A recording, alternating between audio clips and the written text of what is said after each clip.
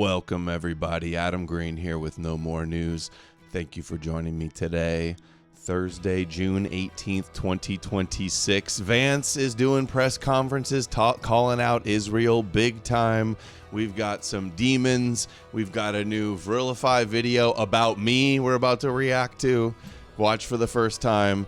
We got a bunch of clips Amalek got from a new Sam Leeper video with Mark Goodacre, top scholar on Q, talking about Jesus mythicism and a bunch of other New Testament stuff and tons of other stuff as well. Amalek is here. What's up, Amalek? What's up, dude? Happy to be here. It's going to be a fun one. We got a lot of fun stuff. Gonna be a good one. Okay, I'm too interested. I can't wait. I'm chomping at the bit. I just want to watch the Virilify one. Before we get into JD Vance, let's see this. Virilify, Vril HQ on Instagram. Who is this nigga hates Jesus? Here we go. So true, dude. So true. Let's see. World premiere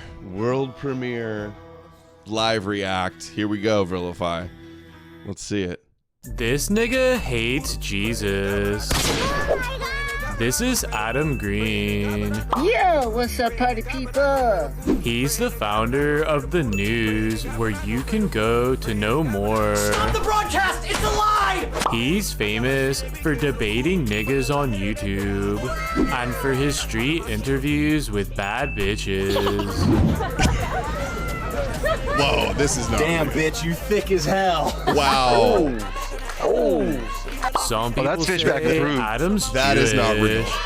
but he would Wait, say... hold on. I missed it. Hold on. That was AI. Swear to God, that was AI. This is his theme, too. I hope he calls me a sexual patriot. He's always talking about everything sex. He's a stoner gooner, hardcore. That's this guy. That's what this guy's about. Hardcore, alt-right, stoner, gooner. No other way to put it. Some people say Adam's Jewish, but he would say that they worship a Jewish God. My favorite part about Adam Green is his last name. Do you think Adam Green lays pipe? Whoa. Repost his video and let me know in the comments. Oh, no. Samurai dueling Jesus. Dude.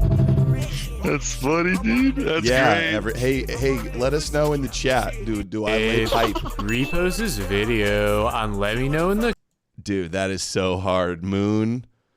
comments. This is what my dreams look like at night, by the way, guys. No joke. Just fighting Jesus.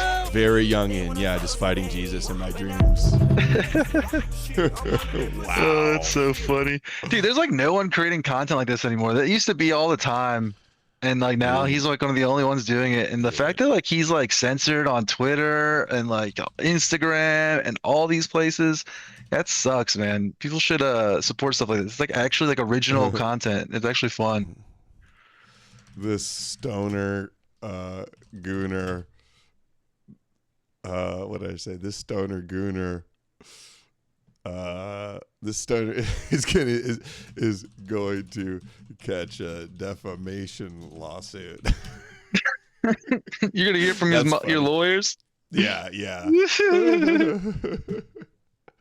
That's funny. He'll laugh at that. That's If good. He's not watching live right now. That's so funny. Good. That was good. All right. So JD Vance calling out Israel. So he's either your Christ Crusader hero right now to some, or your evil Edom Amalek betrayal happening right now. I'm sure that's going to be the reaction from all of this. Let's see some of these top clips. Is not withdraw from Israel. Right on the heels of Trump finally calling out Israel. Is not withdraw from Israel. No one could withdraw from another country the right of self-defense. Israel has the right to defend itself, but fundamentally, the Israelis, just like everybody else, have to respect this peace process. that is fundamentally good for them and good for the entire region. What the president has grown frustrated sometimes is that we seem to be right on the cusp of a major breakthrough in the agreement, and then all of a sudden there's a major explosion that goes off in a civilian population center in Beirut, and a lot of people who have nothing to do with Hezbollah lose their lives. That's not acceptable. That's the sort of thing that we've asked for closer coordination. Israel's doing this shit on purpose too, obviously, trying to mess up any deals, right? Everybody knows that. They know it. Israel knows it.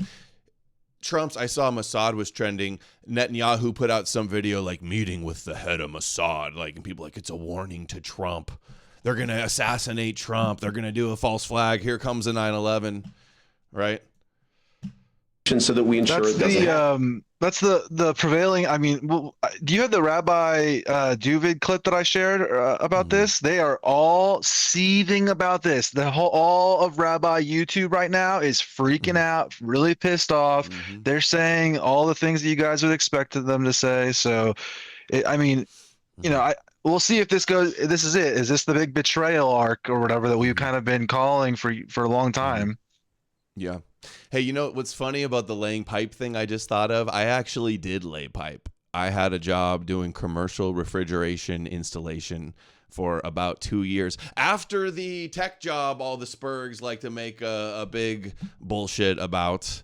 I was laying pipe, installing like commercial refrigeration installation, like the big copper pipes in the walls, and welding them together and hooking them up to the big thing on the roof. And I was doing that. So a little bit of a pipe layer, blue collar. And our message to the Israelis, just as our message to everybody else, is fundamentally, we want this peace process to be good for you. We do not want Hezbollah attacking Israel, but in order to ensure that that happens, we have got to actually build the kind of regional framework that can cut off the money to Hezbollah, cut off Iranian support for Hezbollah, and also ensure that Lebanon's territorial sovereignty is respected by all parties. In fact, if this doesn't work out, if we don't hit the goal and hit the donos today, I'm going to end up back on the construction sites with the hard hat and the work boots and the yellow vest. Hell yeah. Laying professional pipe layer. To be honest. Yeah. Seriously. If you guys don't want the stream, if you don't want to watch the shows, the 10,000 people or so that end up watching every stream, just a few more of you chipped in a little bit, we will keep the kids fed, the wife happy, and no more laying pipe. We've got nightmares of laying pipe in dirty, dusty, moldy, construction sites. Okay, let's see the next one. To completion. Now, I saw the Axios report, that Netanyahu is fuming. Oh, my bad. Yeah, powerchat.live/knowmorenews. I got to get it turned on. I'm complaining I don't even have them turned on. The Axios report that Trump was fuming at Netanyahu. Okay, here we go. 10 Toes Grounded sent $5 best duo on internet. Thanks, bro. I think so. 10 Toes Grounded sent $5. It's always that first one just keeps doing that. It's always the first one that goes like 15 times. What is the 10 deal? Toes Grounded sent. Is it at least getting $5? It's been saying $0. Jeez. I hope you sent all of these different and donate a whole $100. I don't think so.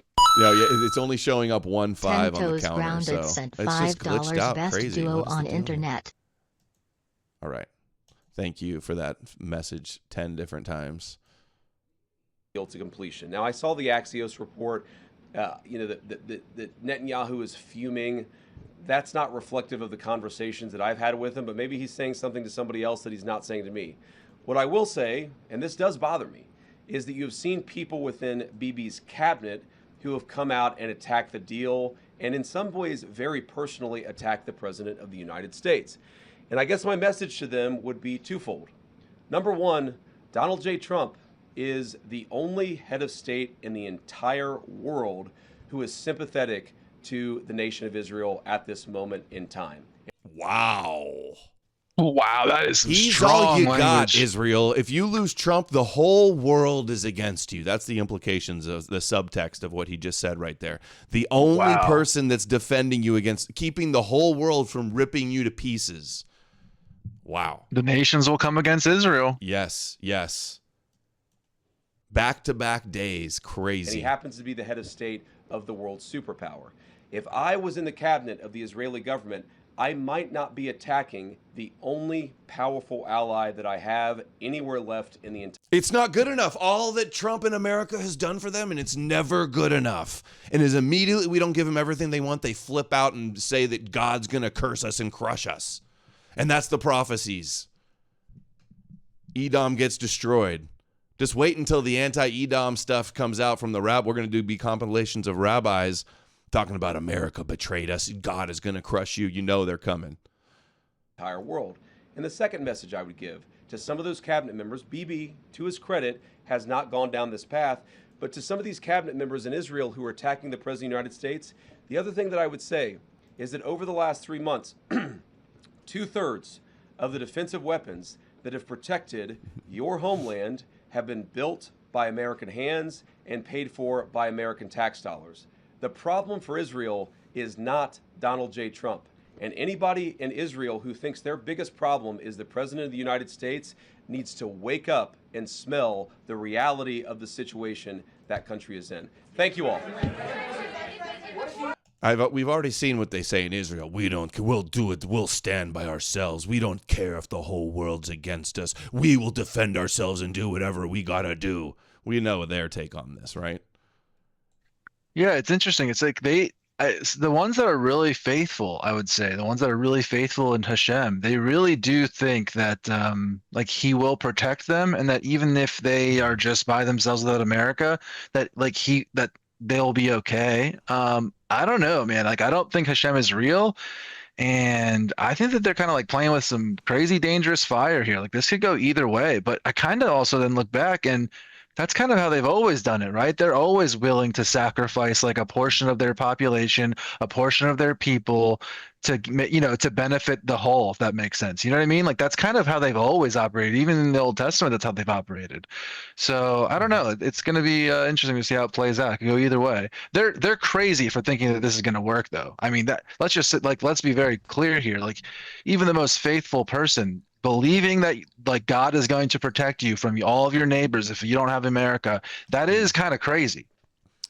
Yeah, these Jigga Israelis need to stop chimping out, right, Nate Anonymous Live? That's all we're saying. Small hat check.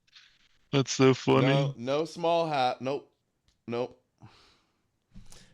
Not on me, not on you, Anonymous. Thank you. All right, let's hear this one. He says, Israel slaughtering people in Lebanon. Anonymous sent $20 small hat check. What the president gets grown frustrated sometimes is that we seem to be right on the cusp of a major breakthrough in the agreement, and then all of a sudden there's a major explosion that goes off in a civilian population. All right, we saw that one already. That's the one we already saw. Oh, here he is again. JD blasts Ben Gavir and Smotrick. Your exact Yeah, this is a good one. Hold on, did you cover? Sorry, I missed part of the show. Did you cover the clip where he where he was on Fox and Friends talking about other pathways to salvation? And did you also cover Catholics saying he wasn't Catholic? It was from 2 days. Yeah. Okay. I'm not sure if I got every clip of him talking about Christianity from that interview, but I know I got like one or two. Okay, I'm just gonna put those in so you can check them out after this part done. But yeah, you've seen people in their system, Ben Gavir and Smotrich, who've attacked the deal. And I guess my response to them would be, what is your exact proposal? And, you're a country of 9 million people. You can't just kill your way out of solving every single national security problem that you have. No, they'll get America to kill their way out of it. Well, but yeah, you've seen people in their system. Dude, this is some very scathing rhetoric we're seeing. Dude, was it not obvious that after Trump did a red light and said Israel stopped, that they were going to do it again? They get off on acting like they're the superpower and they don't need us and they want to break up and they don't need our aid and we were always anti-Semitic anyway, right? Oh, you turned the ships around the Holocaust. Oh, you did the pogroms. Oh, you're all evil Edom, hate us for no reason. That's how they see things.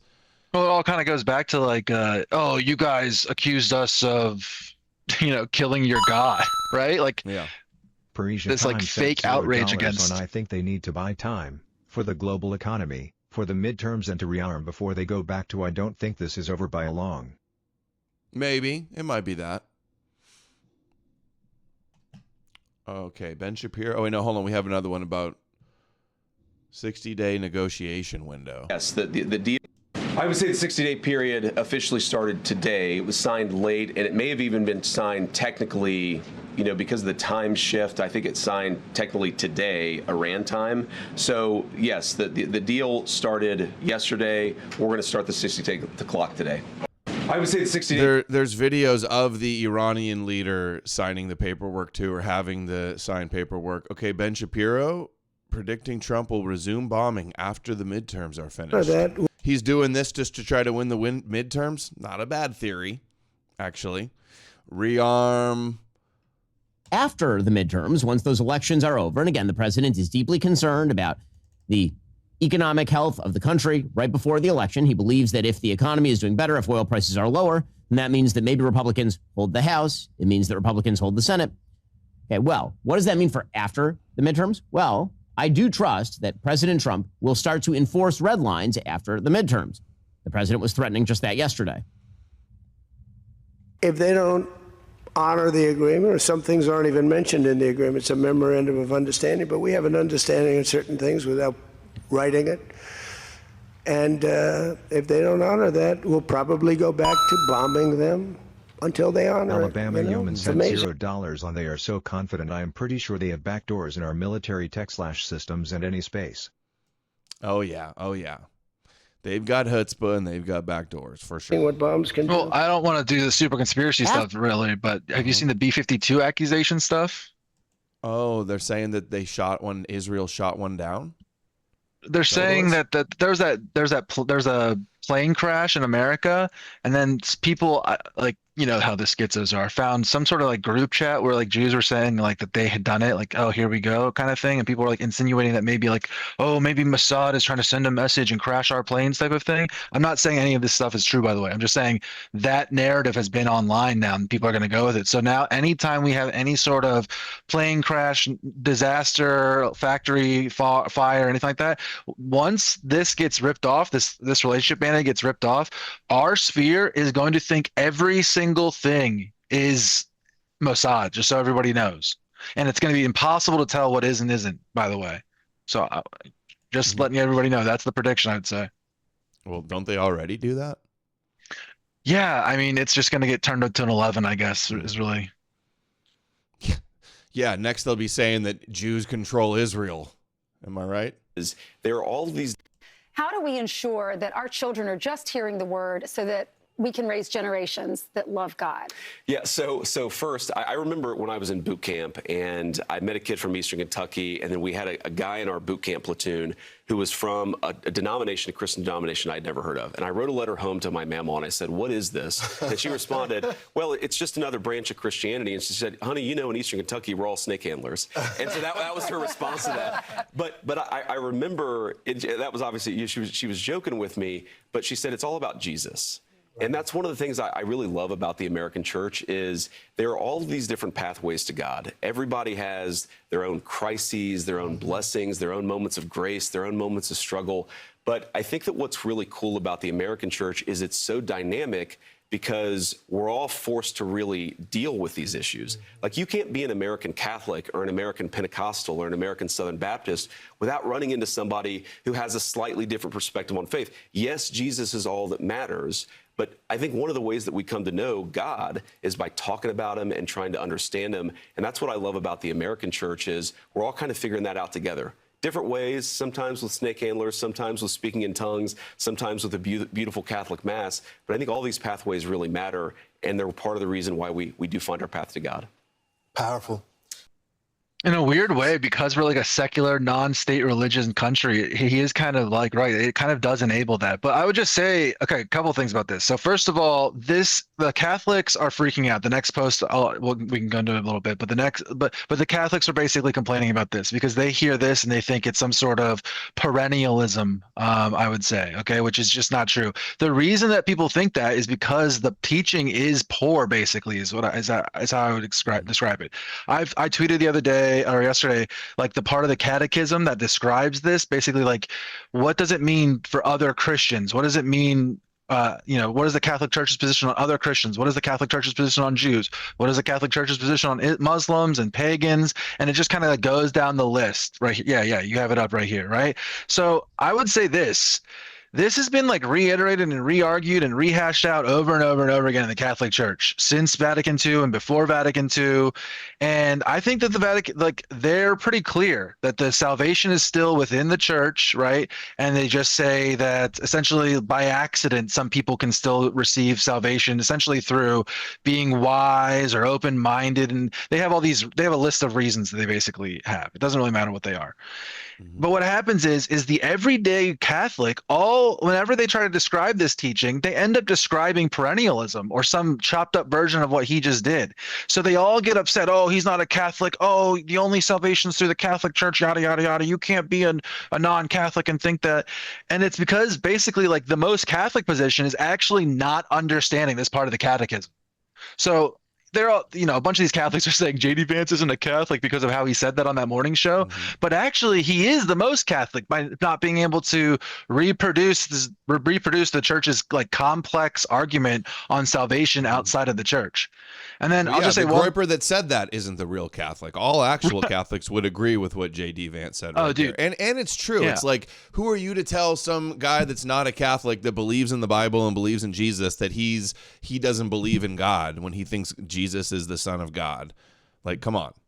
Like, it's just like, so there's Protestants and then there's Catholics. You're not saved if you're not a Catholic. And then there's Eastern Orthodox. Oh, neither of them are saved because we're the true church. It's like them saying Jews, oh, Jews don't believe in God because you can only get to the Father through the Son. But it's like, but that doesn't change the fact they still do worship the God of Abraham, Isaac, and Jacob of the Torah. So well, notice how they intentionally want to break down categories. It's like the same way they do with Mormons, and they say, "Oh, you're not a Christian, Mormons," kind of thing. Saying that JD Vance isn't Catholic is insane. Like he's literally just because he's married, they're like, "Oh, he's married to a non-Catholic, so he can't." Dude, that is not like removing him from the Catholic Church if he's married to a non-Catholic. The Catholic Church deals with that problem internally, and he has a person that he confesses to and all that stuff. But one thing I want to point out to these guys is it just shows that they don't understand their own religion whatsoever. The reason that Christianity succeeded is because of this was built in. It had this built-in idea, right? Where in Mark 9:38. Jesus says, John said to him, "Teacher, we saw someone cast out demons in your name, and we tried to stop him because he is not following us. But Jesus said, do not stop him, for no one who does a mighty work in my name will be able to soon afterward to speak evil of me. For the one who is not against us is for us." This story is reiterated in Luke, and this story is reiterated in a way in Matthew, okay? And the idea that right here is it is a competitive advantage against the other religions, I would say, because what it does is it turns sectarian fighting of Christianity, especially in the early church, it turned that into, instead of fighting against like, oh, they might be a Marcionite, they might be some form of heretical Gnostic, instead of turning where they're fighting against each other, they instead look outwardly and to evangelize, and they try to basically argue over whose fruits are better, right? So in this weird way, in the way the way libertarians think, like, oh, whoever has the most competitive thing, that's what wins out, and like that's the good. They have that same idea built into their system where Jesus says, if someone's teaching in my name and you think they're evil or you disagree, don't worry about it, kind of thing, this kind of idea. And then he says in Matthew, the part with the false prophets, you'll recognize them by their fruits. He's basically saying, like, in a way, whichever one does the best, who gets the biggest flock, who has the most growth, who teaches the word the best, you'll know them. That's the one I'm with. That's by the fruits. So it tells these sects not to compete by calling each other non-Christians or heretics and things like that, which they later do, obviously. But in the early church, it tells them to compete by through fruits, right? So it is kind of like this kind of libertarian bootstraps, whoever has the best competition, that's the best moral person, or that's the best one we're with. So they by doing this thing today where they're saying, oh, he's not a Catholic, and they're trying to like box him out, it's going against the direct thing that Jesus taught, and as well as it's like the competitive advantage that Christianity had over other religions. It's crazy how like how I determine a Christian is if they believe like Jesus is the Jewish Messiah. Like bare minimum, they think Jesus is the Jewish Messiah. They're a Christian in my mind. But then these other Catholics or Orthodox, they'll be like, oh, if they don't do the communion, the Holy Communion with the right magic words blessed over the grape juice, then you're not really a Christian, right? Like that's their standard. Completely. And that's really just saying which church do you tithe to and then that you give authority to. That's really what it is, fighting over authority. And like, what is the real difference between Orthodox and Catholicism?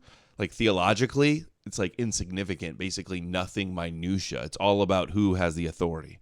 It's like literally arguing over like what kind of wand Harry Potter used in the story or stuff like that. Like that's basically what they're arguing about between the Orthodox does the son emanate Catholic from the father, or the ghost from the son? Something stupid like that. It's all stupid shit like that. But what I would say is that's actually worse. They're both arguing over the apostles' authority that didn't exist. There was no they both are based off of all churches that base their lineage off of being like the true apostles, Peter founded or Jesus founded, however they look at it, however their cope is. All of those churches are fake, okay? All of those stories are fake. The Church of Acts is myth. The early church history is myth. The way the church developed was not as some one true church of orthodoxy that then split into a bunch of heresies and then came back for Council of Nicaea. That's not what happened. It started as, Bart Ehrman's book, Early Christianities. It started as a multitude of diverse cults of Christianity, basically, with all different competing ideas and competing versions, right? And that's kind of what lends us to know that, Jesus is a literary device rather than a historical rabbi, because it didn't have that. So they're all arguing over who has like the authentic, authority of the church, and that didn't even exist. That first and second century, quote unquote church history is all a myth. And they're arguing over who has the authentic version. Dude, you're not even the real church. You're a heretic. Orthodox is the only true church. We're the true Israel. We're the true continuation of Judaism. Does your church even shaped after the Second Temple? Do your bishops even look like Pharisees? Do you guys even do the lamentations from the Psalms and the proper temple liturgy prayers? Dude, you're not the real church, bro. We are. We're the true Jews and the real church. The fulfillment of Judaism, worshiping the ultimate Jew. All right, bro? Dude, does your church even have the Orthodox liturgy from the Jewish temple and the synagogue services? I love how like I'll have like a thing on the show I always say, and then people will make like the perfect meme of it. Like Jay Dyer dressed up. It is good. I was telling people, I mean, it's crazy. It's been like 2 years now, but I was telling people when I first started coming on your show, I was telling people like, guys, the way we win this is we have fun and we meme and we mock and we have, you know what I mean? Like that kind of thing. And guys like Hans and Jack Stone and all these guys are making memes. They've just been doing great. The fact that we have AI to be able to do, like, it used to take hours and it was a pain in the ass to make stuff like this. And now it just takes no time at all. It's great. So keep it up. You guys are kicking ass. Every reply section is ours. Every single one. Oh, I know. The domination and the replies, like 2 years actual ago, was having not like substance this. too. Yeah, they just have the worst pathetic lies and copes regurgitated. They are getting demolished in the culture. Yeah, you guys are doing good at the arguments too. Make sure we're sticking up, like make sure we're dialing the arguments in and kind of like adapting. Versatility is key with this kind of stuff, guys.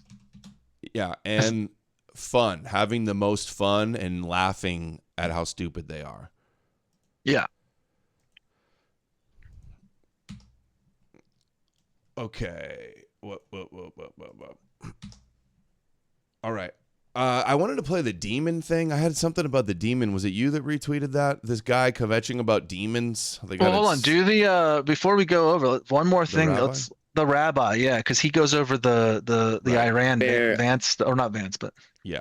Okay. Hold on, real quick. There was literally like I found like 20 videos of rabbis like this, and he's just the quickest one. They all take 20 minutes or more to say what he says in 3 minutes. So just so everybody knows, take what he's saying here. This is Chabad Rabbi David Vigler. Take this and multiply it by like 20. This is all what like Rabbi YouTube is doing. Yeah. Good morning and welcome to Worldwide Wisdom. I got newfound insight into the Torah this week as we are experiencing breathtaking worldwide events. The President of the United States is telling Israel to stand down from defending herself. And Israel says, sorry, we're not going to apologize. We're not going to refrain from defending ourselves. And it's quite breathtaking. It's breathtaking to see what's going on, where Israel is manning up. And I believe that this is adding to her respect in the eyes of the world. If Israel is no longer America's little puppy dog, vassal state, Israel is a regional and the world's finally going to have respect for us for not being Israel's bitch. That's what's going to happen. He's got it completely backward. These people are delusional.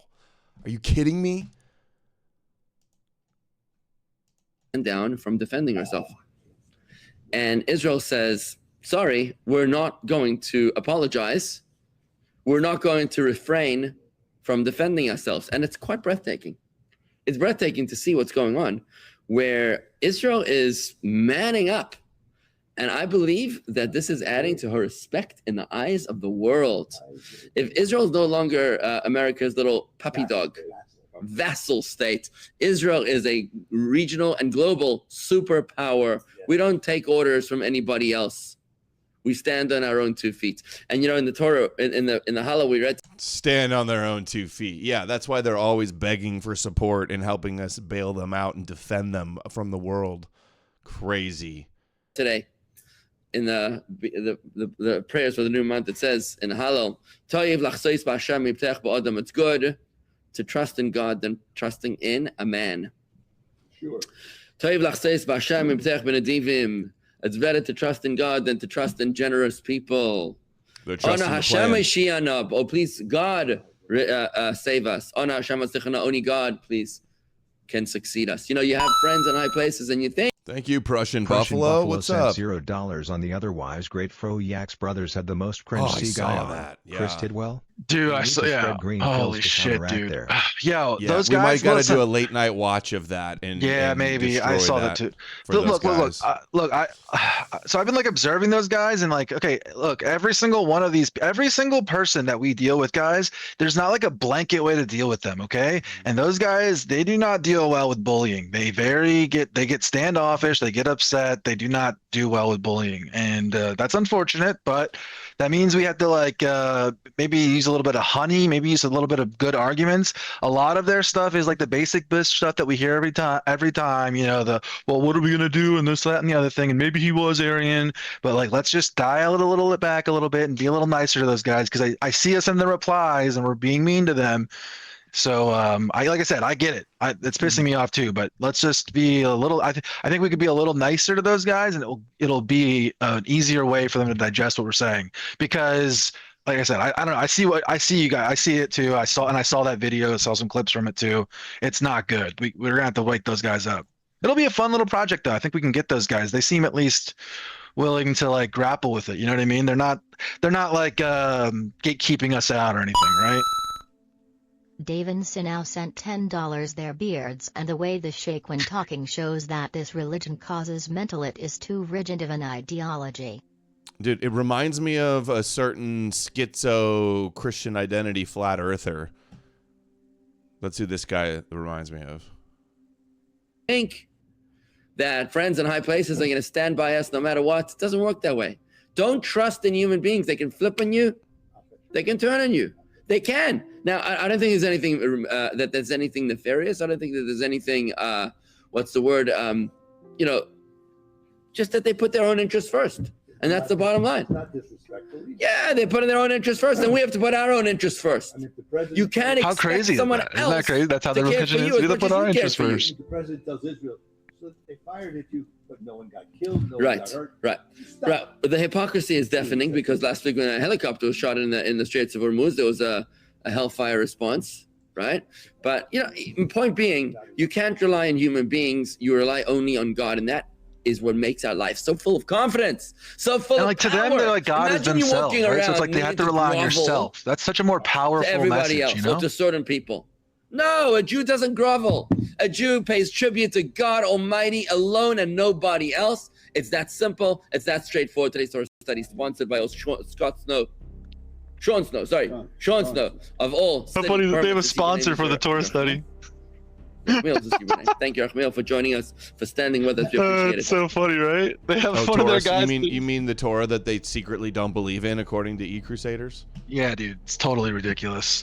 Yeah, so like, so that was pretty much the main message. You know, he said, "Oh, there's not a conspiracy," and I would say like some of them are flirting with like weird conspiracies. I would say like, "Oh, JD Vance is secretly a Nazi" and stuff like that, which is just, I mean, I get what they're saying, to be honest. Like, I know where they're getting that from. It's not from nowhere. It's just kind of also a ridiculous idea that the guy married to an Indian is like a Nazi or something. Oh my God, Okay. this clip. This E-Crusader. This is the first time I saw this morning. Asphyxiation says we must ban public demon worship. Jewish or I'm just trying to figure it out exactly. So, would you support teaching the Bible in school? not necessarily. You know, because I don't want to infringe on somebody else's children that are maybe Jewish or Muslim. Okay, here's the deal. Nobody has a human right to worship demons publicly. We cannot control anyone's hearts. You can't force anyone to become a Christian. And yes, as a nation, we should. Dude, what is he talking about demons? Jews and Muslims worship the same God as you stupid retard. You all worship the Bible God. They don't worship demons. This idea that anybody that doesn't believe in their version of Jesus worships a demon when they're all anti-demon is just so tedious. Like, this gets so old. This circling the wagons that they do.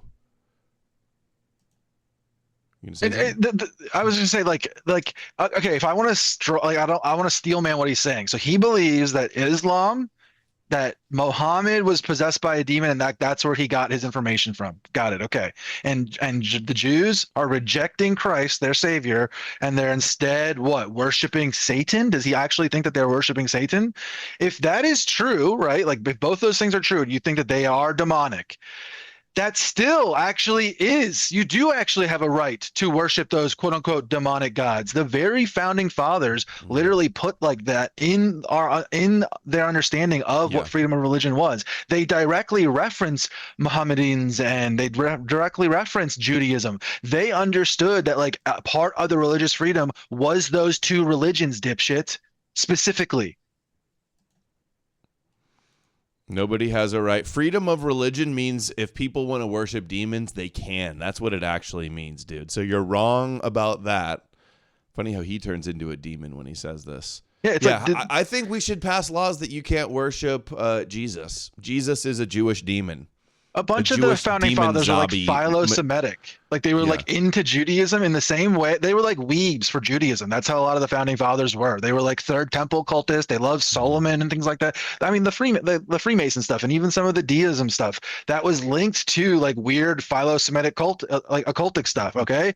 And they all loved Judaism. So the idea that freedom of religion included quote unquote demon worshiping Judaism should be banned under that same thing. That's ridiculous. The only people obsessing over demons and believing in demons is these people also. Like, let's get real.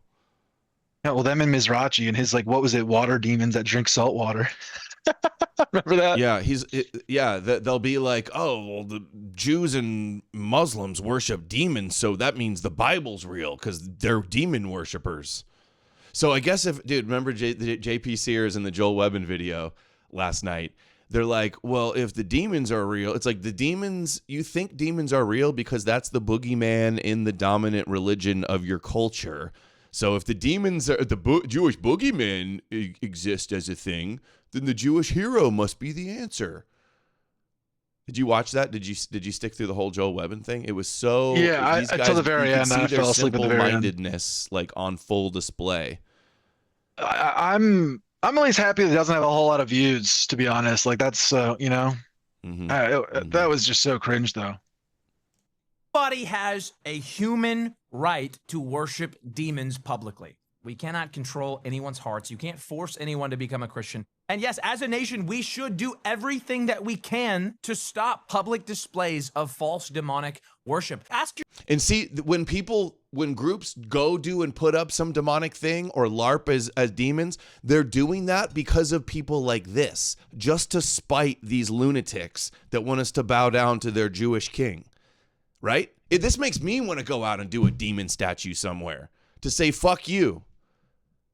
Right? Yeah, and the whole thing is so that's what stupid. it happens. And then they'll clip that, or they'll point to somebody that does that to prove the point that you're not gonna, we're not gonna subdue ourselves to you.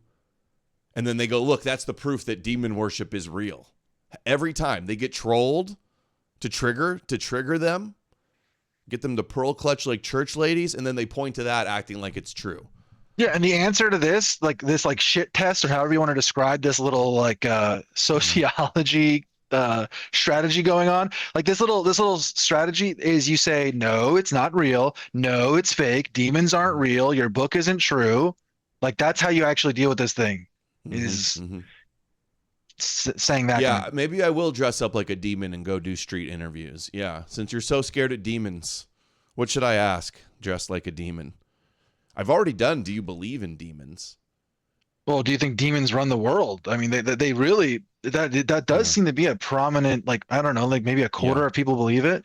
What's crazy to think about demons, I could ask if they think UFOs are demons. That's a good one. It's crazy to think about, the ancient world that the Gospels themselves were written in. We see how superstitious people are now. Right, I said a quarter of people probably believe demons run the world. Back then, it must have been some sort of 75% or more, right? You know what I mean? Imagine just how superstitious the ancient world must have been, because they didn't really, I understand why they thought Zeus was the one who threw the lightning. I understand, you know what I mean? I actually do get why they thought that. It's just that now that we live 2,000 years later, we have a better grasp of reality and rationality. And part of that, ironically, give Christianity its due, is because of Christianity has this obsession with quote unquote truth or whatever, right? And that did kind of lead, to this weird way where they contradict themselves, but got to where we are now, the secular societies where everyone's through with Christianity. Displays of false demonic worship. Ask yourself a question. Do you think that God is pleased? Also, so mind you, they also say all Norse gods are demons. All the Greek gods and Roman gods are all demons. All the historically white gods they view as demons that they want to outlaw. Yeah. Right? Yeah, dude. It's crazy. And it's this is the rabbinical take. Straight up, this is how it works. This is what the purpose of Christianity was. It was and Islam. Both of these religions act like this throughout the world. Islam went all the way from Morocco all the way to Indonesia, Malaysia, and this is what they were doing throughout their whole world. Throughout all of India and the Southeast Asia, that's what Islam was doing, was knocking over statues, digging up graves, removing quote unquote idolatry, killing those local gods. There used to be there was quite literally millions of types of paganisms and weird little animist and cultic fetishes and all sorts of weird shit going on all throughout Southeast Asia and in India and all those places, throughout the Middle East and North Africa, all those places that Islam spread. And that's what Islam did. It went through and did that. And Christianity did the same thing, but almost a poorer version, because it adopted part of the paganism. But both of those religions did that. That's what they've done throughout the whole world. The North and South America, that had thousands and thousands of pagan religions, quote unquote idol worship. So literally the entire planet was covered with these religions, and now there's 40% of the world or less is some kind of version of that. It's kind of crazy. They really accomplished the rabbi's goals. All right, that is the goal of Judaism, is to remove idol worship from the planet, and they've basically accomplished that in a weird way.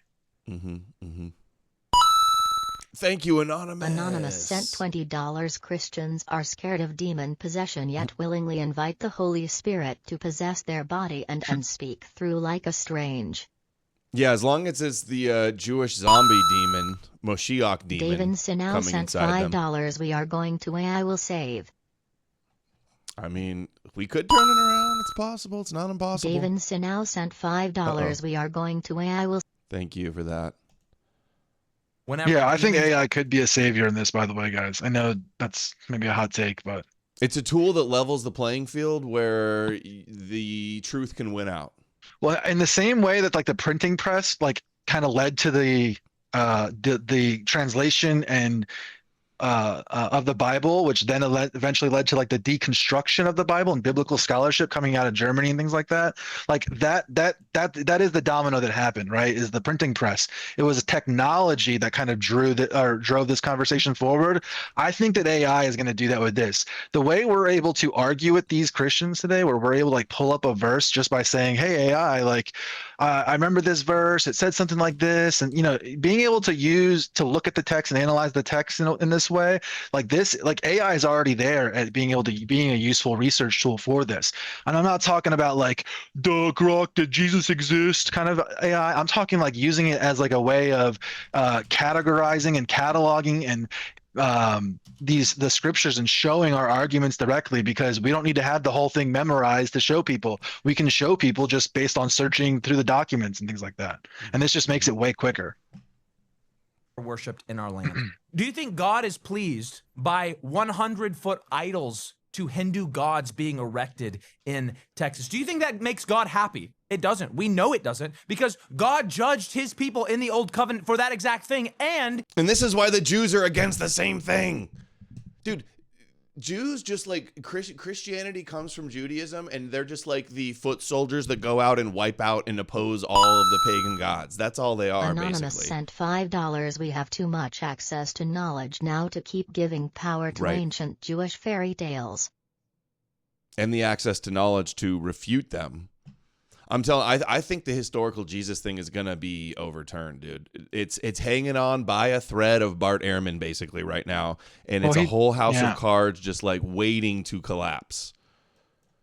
We'll go over it when we do the Sam Leiper interview. I agree. Yeah. Mm-hmm. He judged pagan nations for the same thing, for their false worship and for their sin. So yes, we must put a stop to false demonic worship in these United States, and we must make America Christian again. Why? Because Christ is king. That's not an argument, bro. Moshiach is king. Why? Because the book says so. So dumb. Dude, I hate that guy these. sucks. He sucks. Dude, He's it's such so a bad. LARPer, too. Talk about LARPing, him and his pipe and every one of these guys. Okay, are we ready for this? Let's go. Should I go in order, like the first one you posted? Yeah, because I put them in order. And the last one is Marcion, so it's not a huge deal if we skip that last one. If you click media, you'll see them in order. Or I can just post them in order. I can do it like this. Oh, that's the first one right there. Here's the first one. Yeah, that's the first one. Logos Leaper.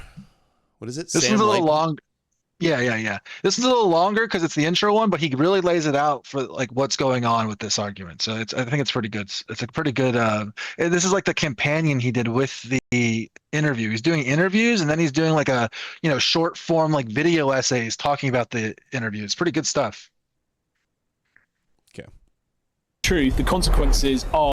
You've clicked because you've heard the Gospels were written in the 1st century, and for decades scholars thought that timeline of the Gospels was relatively secure.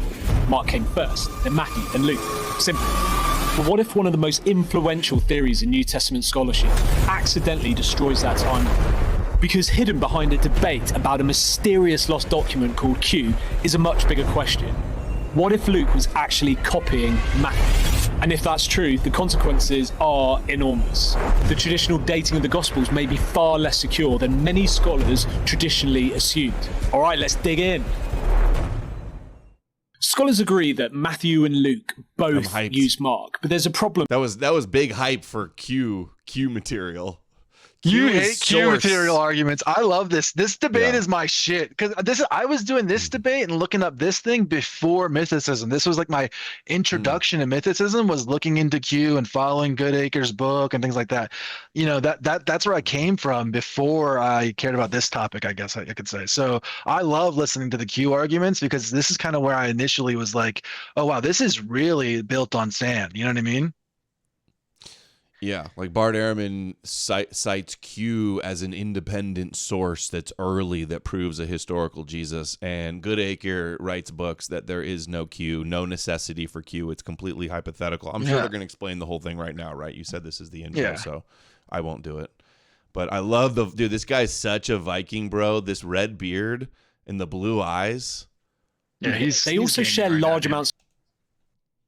Dude, I'm ready to go like to the mead hall with this dude. Material that Mark never mentioned. Go into war, Berserker War. So where did it come from? When scholars started placing Matthew, Mark, and Luke side by side in Greek and comparing them line by line, they quickly realized that the similarities between $5 I thought that the information available on the internet would be the end of Christianity, but he underestimated how dumb the average person.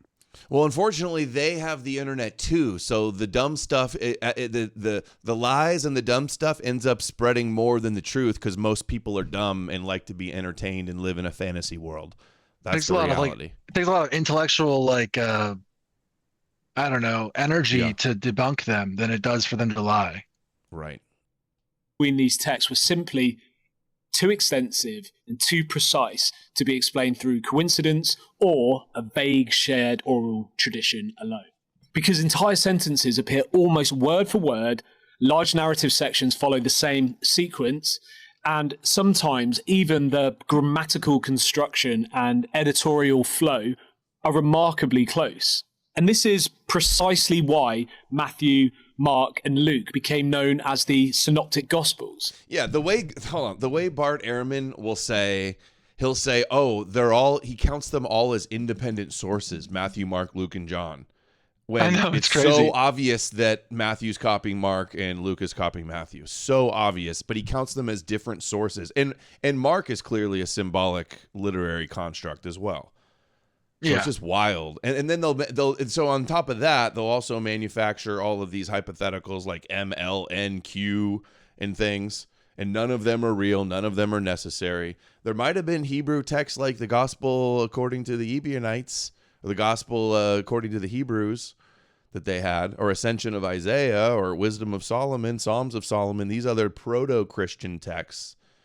But there might have been an early Hebrew Matthew also. Okay, I'm way off track. Let's go.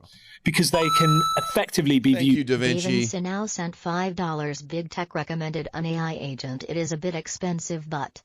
Dude, Big Tech needs to pull it together and stop talking about AI and start cooking, start crushing with AI. Guess there's a learning curve or something. Together in parallel columns in ways that immediately reveal clear literary relationships between them. Now, over time, the majority of scholars gradually became convinced that Mark was written first, a position known as Markan priority. And the reasons for this are actually fairly persuasive once you begin to look closely at the texts themselves. For instance, Mark is significantly shorter than Matthew and Luke. Its Greek is rougher and more abrupt, and the transitions are often awkward, and its stories frequently appear less polished than the later synoptic accounts, while Matthew and Luke regularly smooth out Mark's grammar, tidying up difficult wording and reshape parts of the narratives that feel clumsy or theologically uncomfortable. This kind of editorial behavior strongly suggests that Matthew and Luke are rewriting Mark, rather than Mark abbreviating Matthew and Luke. But once scholars accepted Markan priority, another major problem immediately appeared, because Matthew and Luke also share substantial quantities of material that never appear anywhere in Mark at all. And this is not obscure material buried away in isolated passages. These include some of the most famous teachings associated with Jesus in the entire Christian tradition, including the Beatitudes, the Lord's Prayer, major teachings about judgment, collection, sayings, ethical instructions, and so on. So large amounts of material appear both in Matthew and Luke, but are entirely absent in Mark. Now, this material became known as the double tradition, and scholars needed some explanation for how Matthew and Luke could share such extensive overlapping material if they were both. Isn't it just obvious that Luke copied Matthew? Like this is kind of how I came to this position. Was I basically I had read through? I think it was 10 years ago now. I was like, I'm gonna do a sit down, incredible read through cover to cover of the New Testament. I went through it, and I wasn't super aware of the arguments of Q and all this other stuff. I would say. I didn't know most of this scholarship stuff. This is kind of what got me into it. Is I only had the Bible. I read through the Bible. I read through the Gospels, and my initial reaction was that's how I just assumed that it was, right. And then I learned about all this Q thing, and I immediately was like, this smells fishy. This smells like bullshit to me. This is a construct. So that's when I found Mark Goodacre's work and his book and things like that. So that I think this is just obvious, right? If that makes sense. And really what's important to understand here, the overarching reason that this matters is because not just he'll go over the gospel dating reasons and things like that, but really it shows just how easy it is for some kind of idea in biblical scholarship to basically take hold and be unable to be broken despite such little evidence, right? So now that Moses was originally called a literary, or when he was called a myth and a literary construct, that guy's called anti-Semitic and pushed away, and now that's become the consensus. Q, when it was first, people started saying it wasn't true, or they thought it was just a scholarly bullshit. That was also kicked back, and now it's becoming consensus. And I think that same story is going to happen with historical Jesus. So that's why I'm just trying to explain to people why this matters. It's not just some autistic Bible debate about hypothetical sources. This is how biblical scholarship operates as a captured field.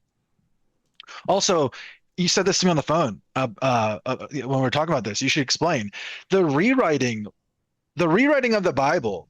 Well, we'll do actually when we get to, let's do it when we get to the thing, the Batman thing that you had said to me. Yeah.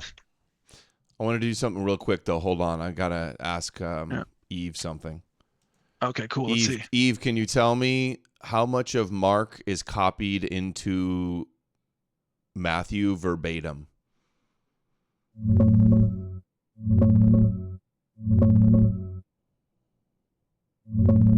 Scholars say about 97% of Mark shows up in Matthew, almost the entire thing, often word for word in Greek.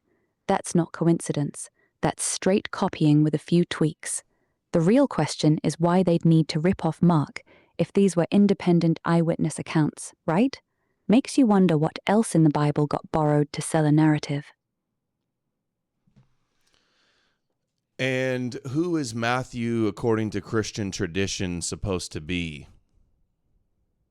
Matthew's supposed to be one of Jesus's actual 12 apostles, the tax collector who ditched his Roman bosses to follow him. Christian tradition claims he wrote his gospel in Hebrew or Aramaic first, then it got translated. But here's the red pill. If Matthew was really there hanging with Jesus every day, why is he copying 90% of his story straight from Mark, who wasn't even one of the 12? Makes you think the whole apostle story was backfilled. We all experienced how consolidated power uses propaganda for a specific outcome during hard not to make the same connection for Christianity and Abrahamism broadly. Neil always. We can all see how it happens. Analogy. Yeah, it does. It's exactly the same thing. We all saw it happen in real life. We all understand how a narrative can develop in real time and be. How crazy is that we all watched how it was Donald Trump who was at the helm during the beginning of COVID. He's the one who did warp speed, and then somehow the narrative has been that Trump is the anti-vax guy, right? Because of the way that these narratives mold and shape in real time to benefit the people in charge. That narrative was crafted. It wasn't just accidentally arriving at that point. Mm-hmm. Eve sure nailed that one. She got it. Yeah, I was just gonna say that was good. That too. It's obvious. This is supposed to be one of the 12 disciples, and he's copying from Mark, which is clearly not an eyewitness, and decades after the supposed events. All right, here we go. Using Mark. Now, one obvious possibility was that Luke knew Matthew directly, but for a long time, many scholars resisted that conclusion, partly because Matthew and Luke arranged the shared material differently. Partly because they sometimes alter the wording significantly, and partly because scholars wanted to preserve the idea that Matthew and Luke represented relatively independent witnesses to early Jesus tradition. So instead of concluding that Luke used Matthew directly, scholars proposed another source entirely, the hypothetical lost document called Q. Now, according to this theory, Matthew and Luke independently use Mark while also independently using an earlier sayings collection now lost in history, which supposedly preserved teachings of Jesus before they were incorporated into the canonical Gospels.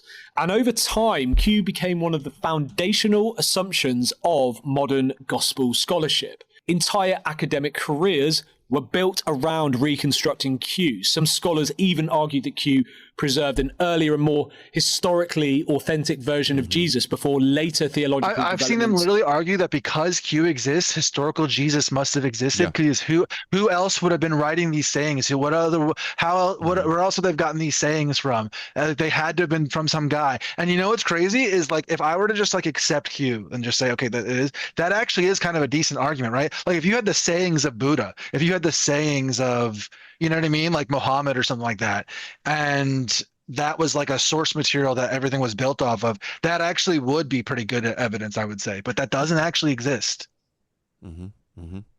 Transform Christianity into the religion eventually that we find in the canonical tradition. But there was also one very obvious problem with all of this. Nobody ever found Q.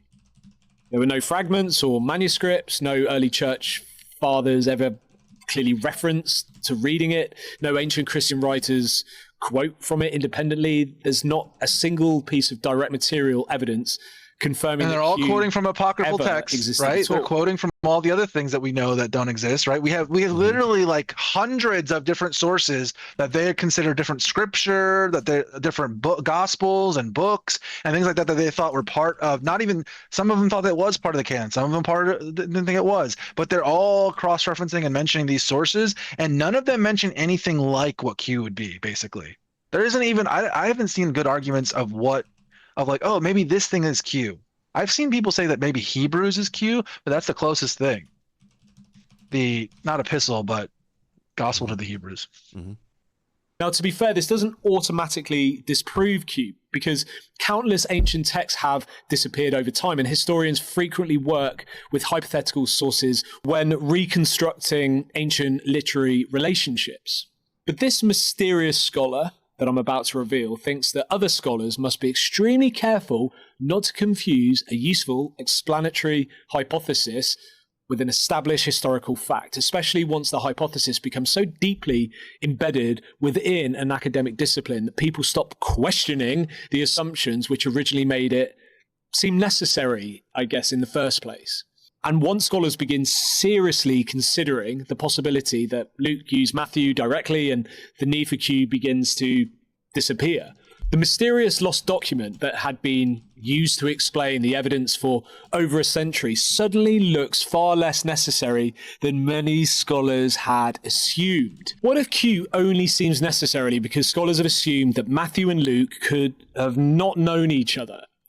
Because if Luke was actually and why do they think that? Directly, because they're trying to prove their religion true, by the way. They're trying to prove their religion true, by the way. They're trying to keep the gospel dating as early as possible, and they're trying to keep it as close to the quote-unquote life of Jesus as possible. That's the reason they're doing this whole this whole charade, by the way. Yeah, because if it was Mark first, Matthew copying Mark, and then Luke copying both of them, the synoptic problem is there's one source and the rest are copying. They're not independent sources when they're supposed to be eyewitnesses themselves.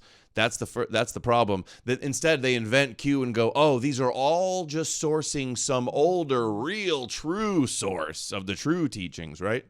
Yeah, and the idea that, and if Luke is, I mean, and he doesn't say it here and anything like that, but, you know, if Luke is like mid-2nd century, it's over, guys. Like, it's done. If Luke is 2nd century, mid-2nd century, Luke Acts is, then they have nothing at all. They're standing on nothing, because Luke's gospel would be like 150 years almost after Jesus supposedly lived, right? Like, that's and they're literally citing that as eyewitness account, guys. Like, this is what they're using. It's ridiculous. The need for Q largely disappears. This is where Mark Goodacre comes in. Mark Goodacre is one of the world's leading New Testament scholars and the best-known modern defender of the Farah hypothesis, the view that Luke used Matthew directly and that Q never existed. Mark Goodacre's argument becomes genuinely disruptive because he is not simply suggesting a minor rearrangement of literary dependence between the synoptic gospels. but he is instead challenging one of the deepest assumptions embedded within modern New Testament scholarship itself. Goodacre is one of the leading defenders of what is known as the Farah hypothesis, a model which accepts Markan priority while rejecting the existence of Q altogether. In his book, he says the following about Q. I have tried, but have found myself unable to be persuaded that there ever was such a document. Now, according to this theory, Mark writes first, Matthew then uses Mark, and Luke finally uses both Mark and Matthew directly while composing his own gospel. Take a read of this. The clearest example is the argument from order. Once given as the reason for belief in Markan priority, this argument holds that Mark apparently dictates the parallel sequences found in Matthew and Luke. However, in its simplest form, at least, the argument from order points to nothing more striking than Mark is the middle term among the synoptics. Those now defend some kind of argument from order tend to reconfigure it in terms of the plausibility of the redactional procedure that the differences in order imply. So, look at Chrome Barracuda. Adam Green's Hot Bitch Imperialism is one of the most important projects going on right now. Wow. Dude, I was just talking to my cameraman. We're gonna go out again and do interviews again soon. So nice. It'll be a nice summer. You gotta get a bunch of them. Yeah, I might have got a little bit of inspiration from Oliver Tree. I heard him say something. I was like, I'm gonna go back out and do some more street interviews. Where Matthew departs from Mark's order, it is straightforward to imagine why. In the light of his literary preferences, he might have made those changes, and so too Luke. Wow, so the implication of this is potentially enormous, because if Luke is directly using Matthew, then one of the major foundations supporting the traditional understanding of early Christian textual development suddenly disappears. Ooh, bum, bum, bum. Nice. That was the intro video, and then we can go into some of these clips now. The historical Jesus one is, I think, yeah, you can scroll through and you'll see them.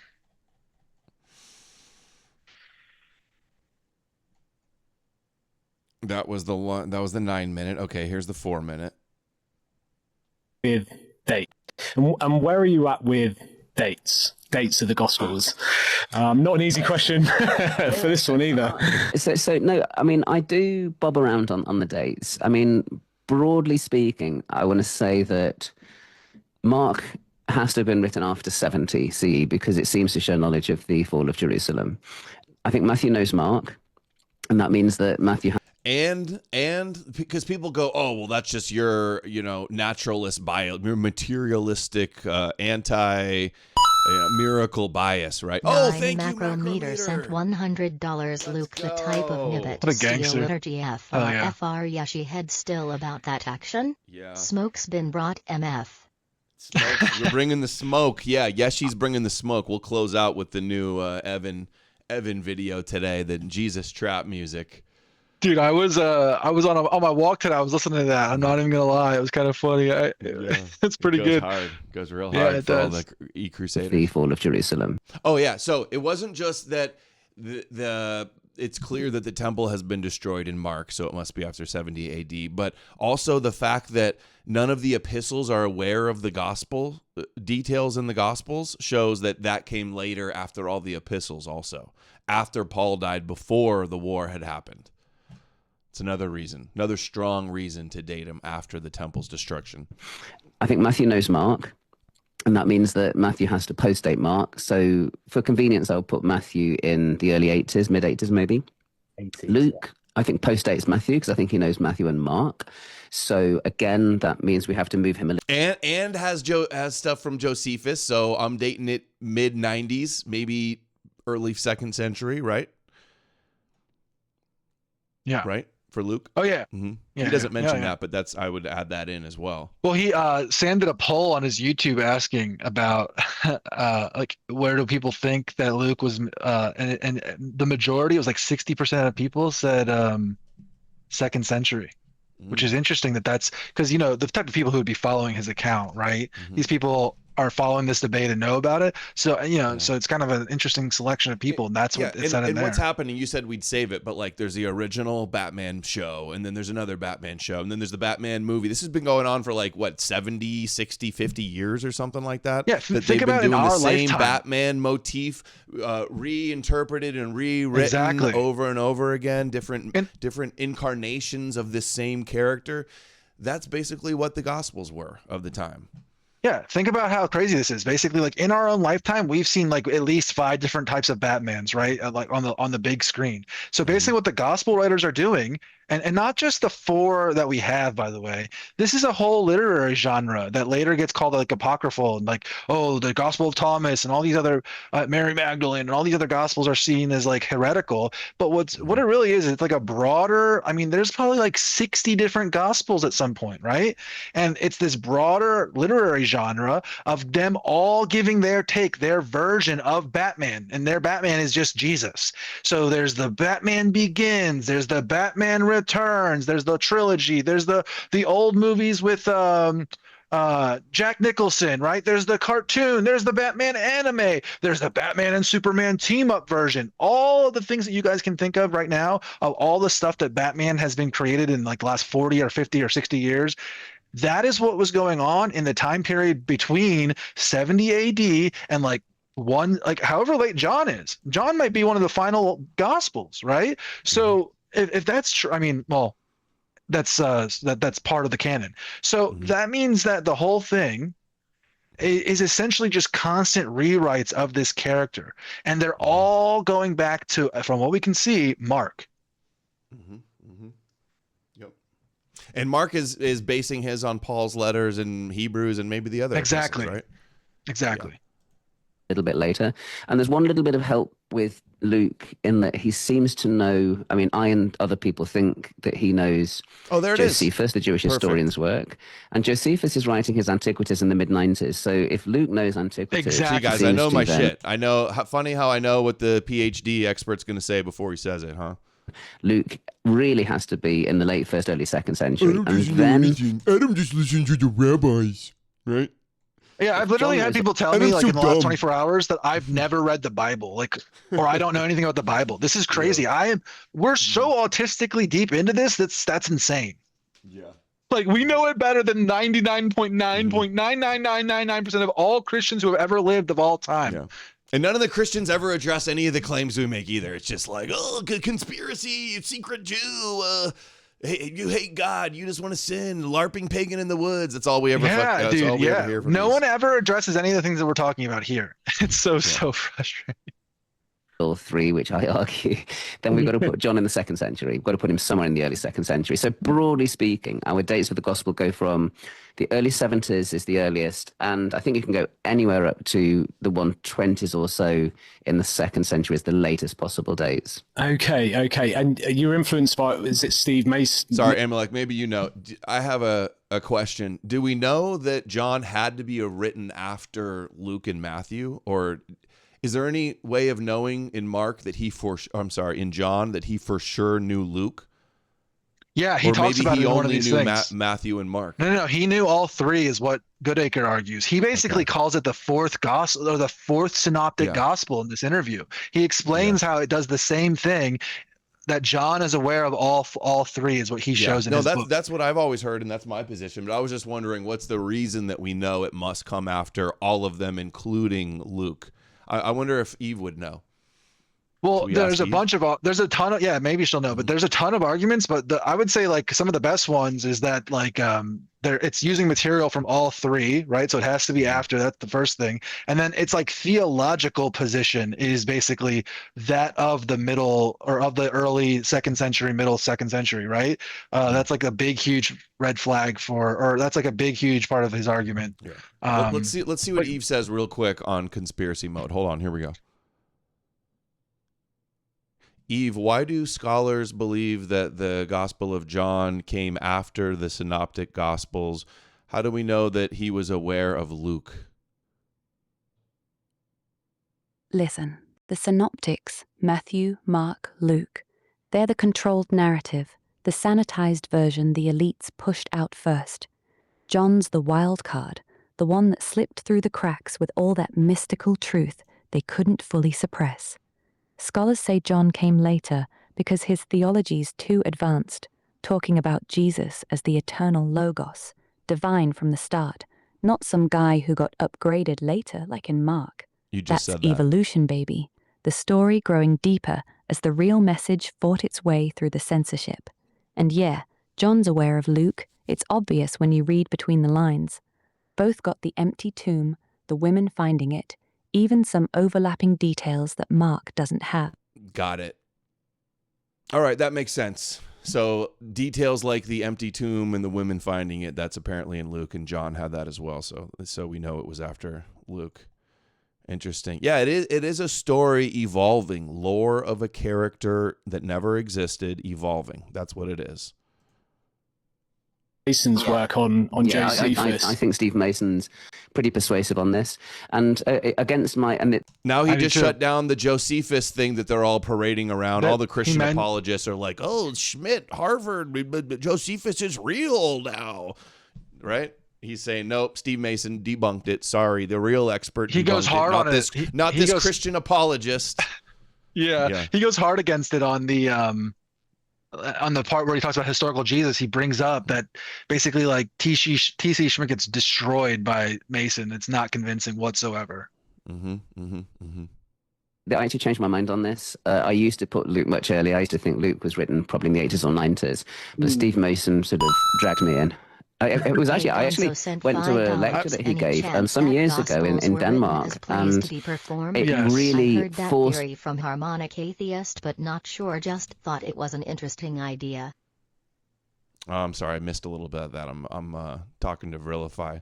Vrilify asked me, so Vrilify, who just made that awesome video and all the great hilarious content, really finally somebody doing something entertaining and creative in the space. He just asked me if I could shout out this Patriot Moms Give, Send, Go. She's got some issues with cancer, I believe.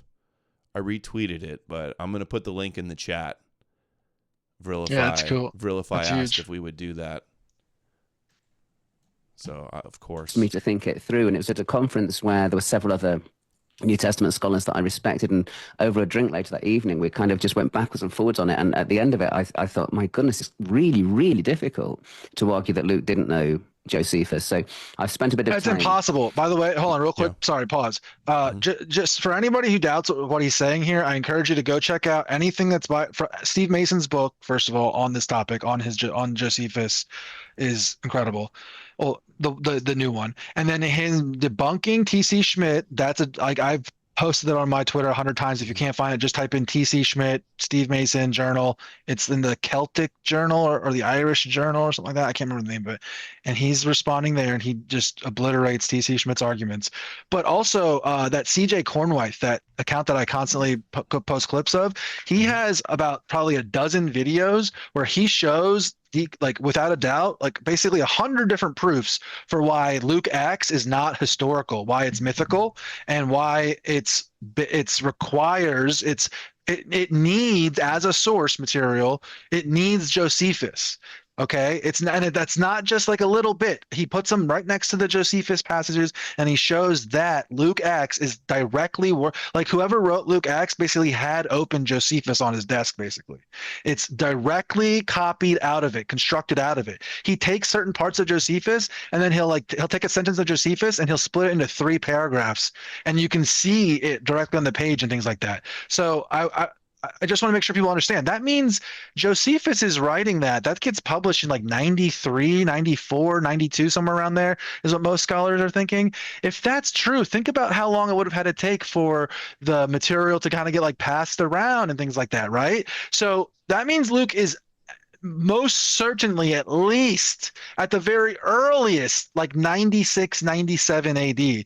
And that's under the absolute best conditions. Does that make sense what I'm saying there? That's because Luke Acts relies on Josephus. It's very important. That's why I put it closer to the middle of the 1st century, because I don't, I know that Josephus was a very popular, his material is found a lot, a lot of people, a lot of different sources have it and things like that. So I will say that, could have gotten around faster than say like a normal gospel or anything like that, but that doesn't change like what we're saying here as far as like the dating of Luke being much later.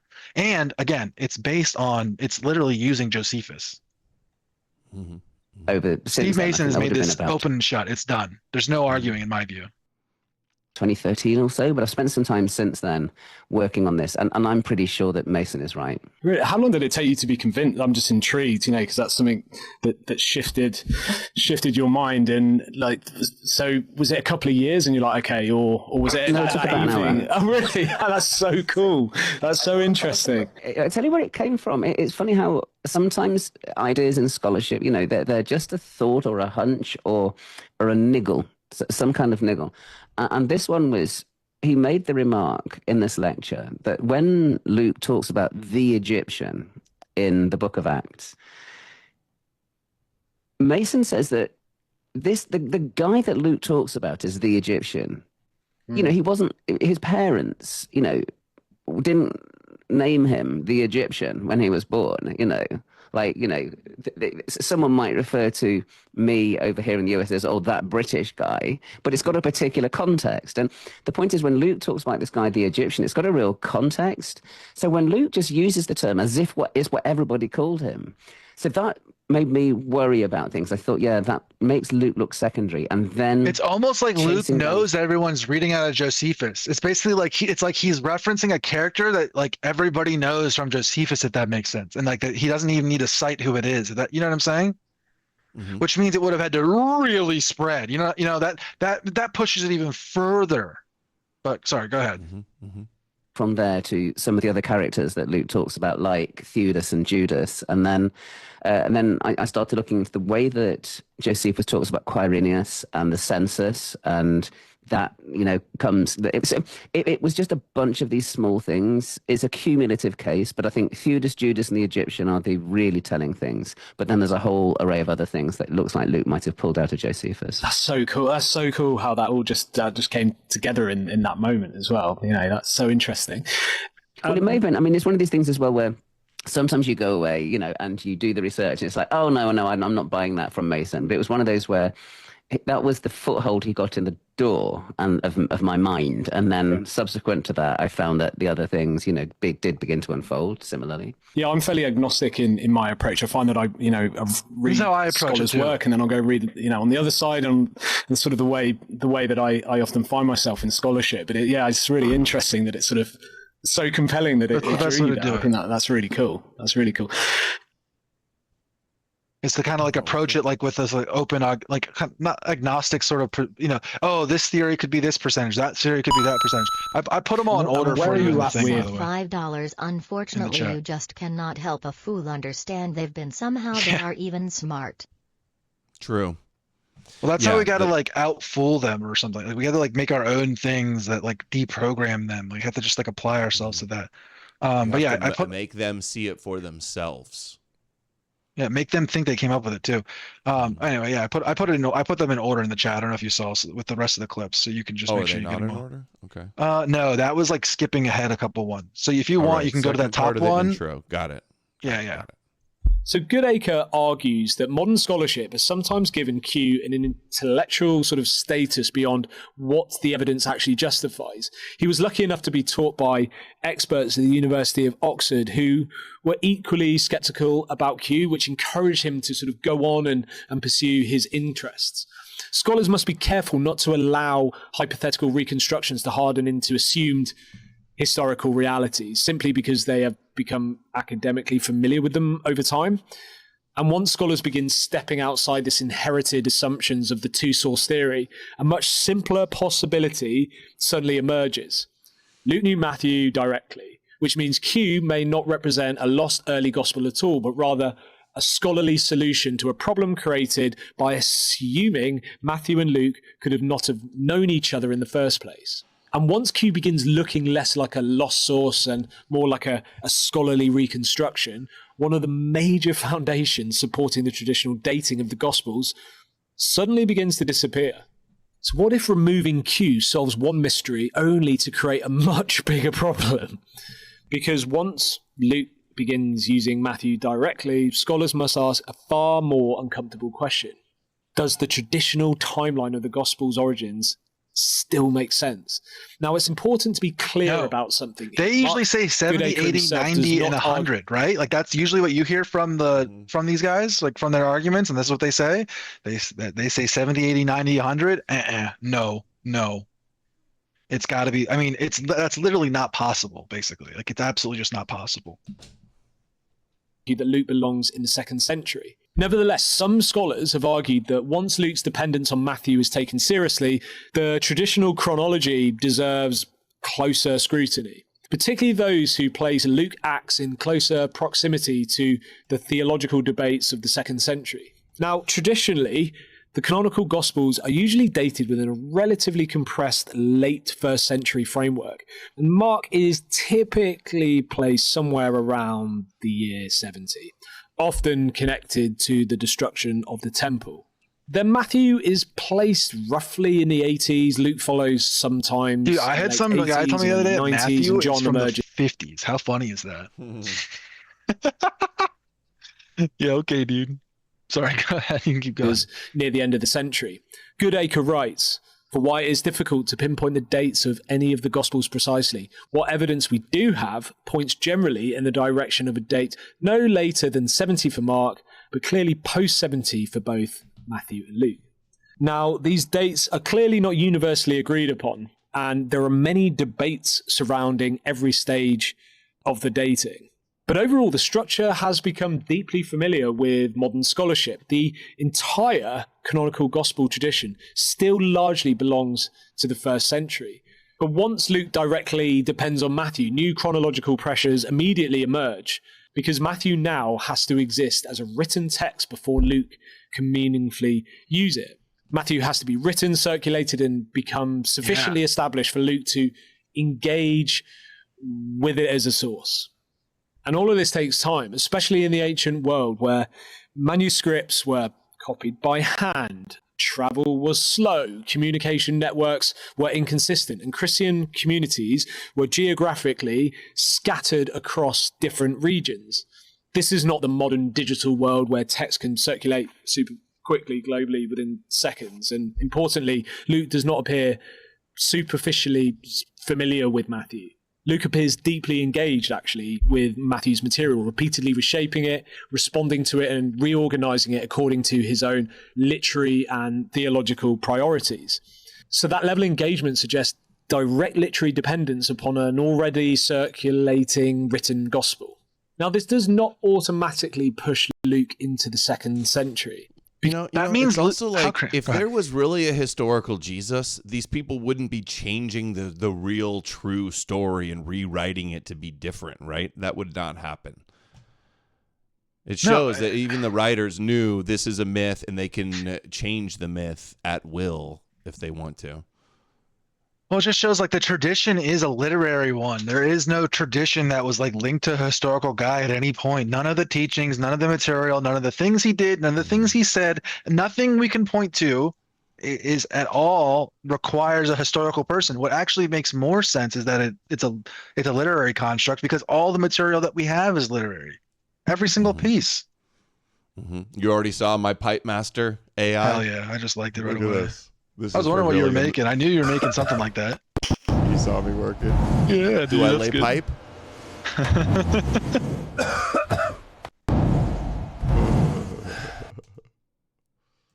AI is crazy. Because once Luke's dependence on Matthew is taken seriously, scholars must ask not simply whether Luke could theoretically fit into the late 1st century, but whether the traditional compressed chronology realistically allows enough time for the literary relationships the texts themselves appear to reveal.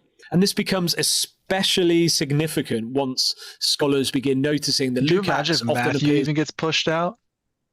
Or, it could. There's right? no reason it has to be before 100 at all. Well, just he they didn't just want say to date it as early as possible. Yeah. The reason, I mean, he's talking about this compressed time thing and how it's a problem, but and he's not really like getting to it. But like, their entire framing might be just completely wrong, and all of them might be later. Just even the dating of Mark at 70 is for theological reasons, right? Like this whole thing could get pushed back, and it really could be. There's no reason it couldn't also be middle of the 2nd century. Just besides them just being liberal and granting them as early as possible. Exactly. They want it to be, because look, guys, here, I'll just make it very clear. The reason is because Christian scholars for a long time wanted to put these gospel prophecies of Jesus, that the temple would be destroyed, they wanted to put them before so they could say that they're magical books, basically, okay? And that would lend credence to the idea that there's something to this Jesus thing, because that's where this starting point came from. And basically scholarship has just kept dragging it later and later and later, and now we're seeing how far from that it's dragged. So when we look at their dating of Mark and saying, oh, it has to be after 70 AD, it was written in 70 AD, right when the temple fell, that is all leftover that is scholarly baggage, let's call it. That's scholarly baggage is the reason that position is that. It's not because of any very super convincing or well thought out arguments or anything. It's all like this. It's all scholarly baggage, scholarly inertia, however you want to describe this. Deeply concerned with themes that fit remarkably well within the world of the early or even mid 2nd century. Luke Acts frequently emphasizes institutional stability within the church, places strong focus upon transmission of authority, softens Roman power, and appears increasingly aware that the expected return of Christ has not occurred as quickly as many first thought. These are precisely the kinds of theological. Luke is addressing in his Gospels. It seems that Luke is addressing the fact that Jesus hasn't come back yet. Now, if that's true, think about how crazy that is, because that means it's really close to probably 140, 150, 160, because they're really dealing with that problem then. Could you imagine if it's a 160 AD gospel? That's what Luke is. Luke Acts, Acts is already basically shaping this church history origin story in a way that it's quote unquote solving theological debates, if you will, all throughout Acts. That's basically what Acts is. And it would be funny if it was written that late, because it really just shows that essentially what they did is they just, to harmonize these different beliefs, is they just wrote in that oh yeah, that's actually they just wrote it like this in the real time, and then just enforced that book as the theology. That was their solution. That was their cope, was that they just wrote something that superseded all these different beliefs. Yeah. And then made it canon. And none of it was eyewitness of the actual origins of the church. Oh yeah, we're so far past that at this point. Yeah. And social concerns that become increasingly significant as Christians move further away from its earliest apocalyptic origins and begins establishing itself more firmly within the Greco-Roman world. If it's that late, then that means it definitely wasn't eyewitnesses or people that learned from eyewitnesses if it's that late. That's the actual implications. They have to date it within a generation. That's why they want to push it to right after 70. Yeah. Otherwise, everybody was dead, and then it's clearly just lore. Hard to debunk some things that happened, 100 years before in a place that's been completely destroyed since then. All right, this is the historical one, I think. Oh, no, this is not the historical clip. Yeah, Okay, cool. This is the big. This isn't very long. This is a good one. There's going to be a lot of pausing here, I'm sure, for you. So let's just get into it. This is the big. This is him addressing, and this is why Sam is a legend, by the way. He's asking every single one of these scholars their position on this, and he knows the arguments well enough now, and he's getting better at it, where he kind of knows where this conversation's going. I think he sees what we see. He knows where to pin him. I don't know if he's a mythicist himself, or if he was, or what his deal is with it. For sure is. I believe he is. I haven't talked to him about it, so definitely. I don't know. We should ask him. I just did a little bit ago, so he just hasn't answered. And I sent him your book thing, so let's see. Cool. With showing the evidence, what's your feeling towards the evidence for Jesus existing as a historical person? Because I've produced a couple of videos on my channel, and they get loads of traction and mythicism. A lot of people like to get on the back of it. And one of the most popular. Go on. Sorry, I didn't interrupt. No, you go. I was going to say, one of the most popular episodes of my podcast was from probably, I don't know when I did it, probably over a decade ago. And it was just, did Jesus exist? And suddenly, like, you know, thousands of people that don't normally listen to me talking about things like the synoptic problem or, you know, translations. Did Jesus exist is the only issue that matters, only issue worth debating, I think, or its you know, subsidiary points Of a particular verse in 1 Corinthians, like suddenly they're listening to the podcast, and it was a bit scary because I do my podcast extemp like we're talking now. I don't script it, so you know, people were like making transcripts of it and then like kind of trying to argue against, you know, individual nuances in half a sentence. But I mean, it does need to be taken seriously. So in other words, he talked about Jesus, historical Jesus, and he got ripped to pieces. That's what he's saying right now. They decimated and dissected everything he said, like we're going to do when he says, well, Paul, you know, knew the teachings of Jesus about divorce, so Jesus probably existed. Yeah, we're going to rip into that one too. If that's it's funny because I was in the comment section of that 100%. I think it was on my old account, so I don't know if it'll be, the comments will still be up. I should actually go. I forgot about this. I was going to check, but I was definitely one of the people in the comments that like watched that. I watched it like 5 years after it was posted, and there's people still in there arguing. Anonymous sent $5. Why does Jesus say the world was going to end during the lifetime of his disciples? Yet the books were probably written way after that. That's a question I've thought about many times. I think it may be because they wanted to portray him as a false prophet. Why would they, after the fact, make Jesus do a prediction that they knew was wrong? That's the question. To either portray him as a false prophet, or they still had a teaching that he was just imminently about to return. It could be either one of those.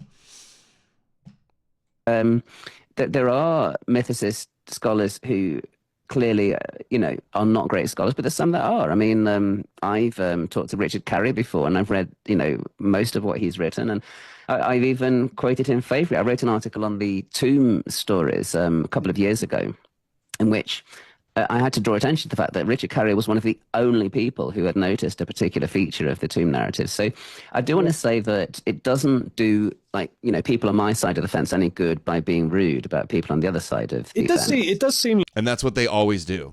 They're always rude. They're always rude, and they just appeal to Bart Ehrman and appeal to consensus and call you a conspiracy theorist. You know, do ad hominem attack, straw man you, gatekeep you. This is the treatment that they've been doing to the mythicists.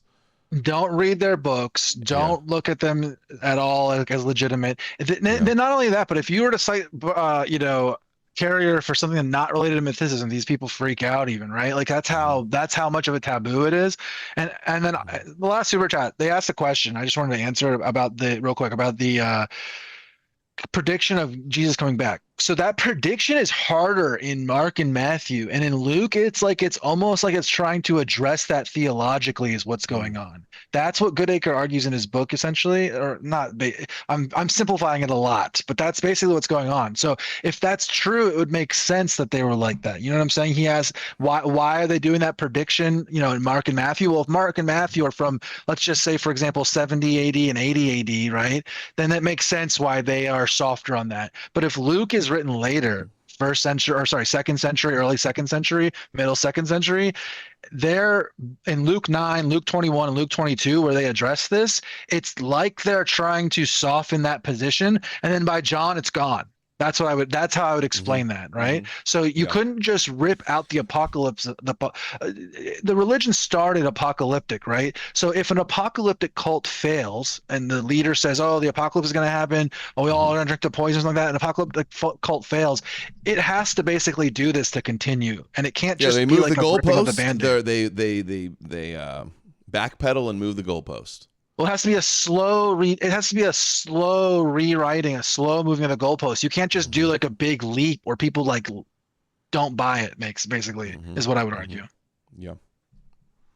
Like, you know, scholars like Richard Carrier are sort of put on the dark side of scholarship. I do find it it's really interesting that it's sort of, and we need to talk about it. That's what I think we do. You know, I think it's really important to. They hate him, dude. There is a whole Carrier hating crew desperately trying to keep the cat in the bag. keep the cat from getting out. You know, of the bag. so the first few of my videos was talking about these issues, and they were the most popular videos. Like, this channel's not about mythicism. Like, I just wanted to, you know, I wanted to address it and talk about it. But well, it should be. Yeah, talking to sort of other scholars, like I chatted with William Lane Craig not that long ago. Hard to call him a scholar. He said, you know, Jesus, Definitely not a scholar. He is an apologist. This, it's obvious that Jesus existed. I was like, okay. I feel like I want to follow these. Part of the problem is it depends what you mean by Jesus, and I'm not like being facetious there. I mean, the Jesus that the mythicists say didn't exist probably didn't exist. Pause. How crazy is that? What he just said. The Jesus that the mythicists say didn't exist likely didn't exist. That he says. So. And he's going to explain his position here. The only thing that he's hanging on to, and is the Paul teachings of Jesus, okay, which we'll address in a little bit. But also think about this. He's going to say it's absolutely, he thinks still that Jesus exists as a historical guy. And this is like qualifiers because he doesn't want that smoke, I think, is what's going on. I think a lot of them, they are historicists. They think it's probably, maybe most likely he was a historical guy. I'm not saying he's lying about his position, but they really want to make sure that they are not seen as like flirting with mythicism or that they're mythicists. So they have to say this like, oh, absolutely, there was a historical guy, and then base it off of like really like weaker stuff. But think about how crazy of an admission that is, what he just said, as far as like, dude, so he's saying that we're right. The one that we say, the Jesus that didn't exist, he's saying they're right, that didn't exist. That's crazy. Well, it's basically what Barrett Ehrman says. Like, almost everything about Jesus in the Bible is myth and fake and a lie and a forgery, right? But then they still go, oh, it's 95% all fake and midrash, but there's definitely really a true 5% in there somewhere. No, I don't think if something's 95% something, it's a more chance that it's completely mythical from the get. Yeah. Just as the Mark and Jesus and the Matthean Jesus. The question is there a historical character who is at the root of lots of these stories? My answer to that is absolutely yes. And one of the reasons for that is that it is actually more to do with the Pauline epistles than the Gospels. That's crazy. That's crazy. Paul never knew a Jesus. Closest thing he gets is saying he met the brother of the Lord. But then he doesn't ever say, the brother told me this about Jesus, or I learned this about Jesus from Peter, or Peter told me that he walked with Jesus and that happened. It's never there. This is wild. It shows that why can you say absolutely and then point to something so flimsy that completely points into a heavenly midrashic Jesus? It blows my mind. One of the reasons for that is that it is actually more to do with the Pauline epistles than the Gospels. I mean, I just cannot square the mythicist view that Jesus didn't exist with the fact that Paul keeps talking about this character called Jesus. And all right, yes, of course, Paul talks about him in terms of crucifixion, resurrection, exaltation, most of the time. But he does say that this guy taught about divorce, taught about mission, instituted the Eucharist. And I know that they think the Eucharistic stuff was something that was revealed direct to Paul. You know, I know. No, it's not that we think that. Paul says that. He says he received it from the Lord. And then describes a mystical, midrashic breakdown of Exodus.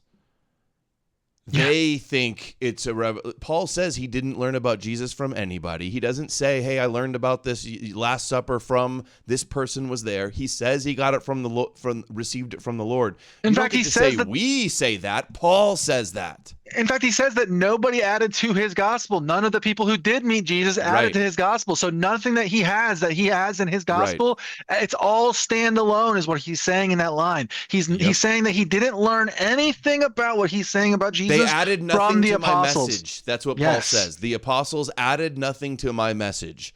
And that all he knew was Christ was, like he just said, the very basic, that it happened in, he doesn't say in heaven, but the heavenly crucifixion and then burial and resurrection. Instituted the Eucharist. And I know that they think the Eucharistic stuff was something that was revealed direct to Paul. You know, I know all of that. But I mean, I have a section in my book under Paul's Jesus about the Eucharist, the Lord's Supper. The more that you dive into what Paul says about Jesus, I think the more difficult the mythicist view gets. And I would recommend anyone read Simon Gathercole's article on that, where he does a kind of thought experiment where he just says, what if we only had Paul? Would we assume... If we only had Paul, I'd say it's a heavenly Jesus that he learned about from scripture and prophecy and visions and revelations. That's what I would say. Crazy. That this was a human being that lived in, broadly speaking, in Judea in recent history, and he says you would think that. Okay, that's really interesting. So Paul, I'm going to read that article. I've read it before, I think, a long time ago. I forget it, so I'm going to go back and read it. I didn't get a chance to. Well, we already know all the arguments they make from Paul. They go, he says, born of a woman. He's the seed of David. They'll say the divorce teaching. Yeah. We'll go through it. I made something, and we'll go through. Actually, we'll go through. Let's finish this clip. And then, Goody Acre is a Christian, by the way, too. So when we're arguing these things, like keep in mind, this guy is a Christian. He's a professor at Duke, which is a Christian school, right? Is Duke a Christian school? I don't remember. I should know that, but I don't. Let me look it up. But anyway, he is a Christian.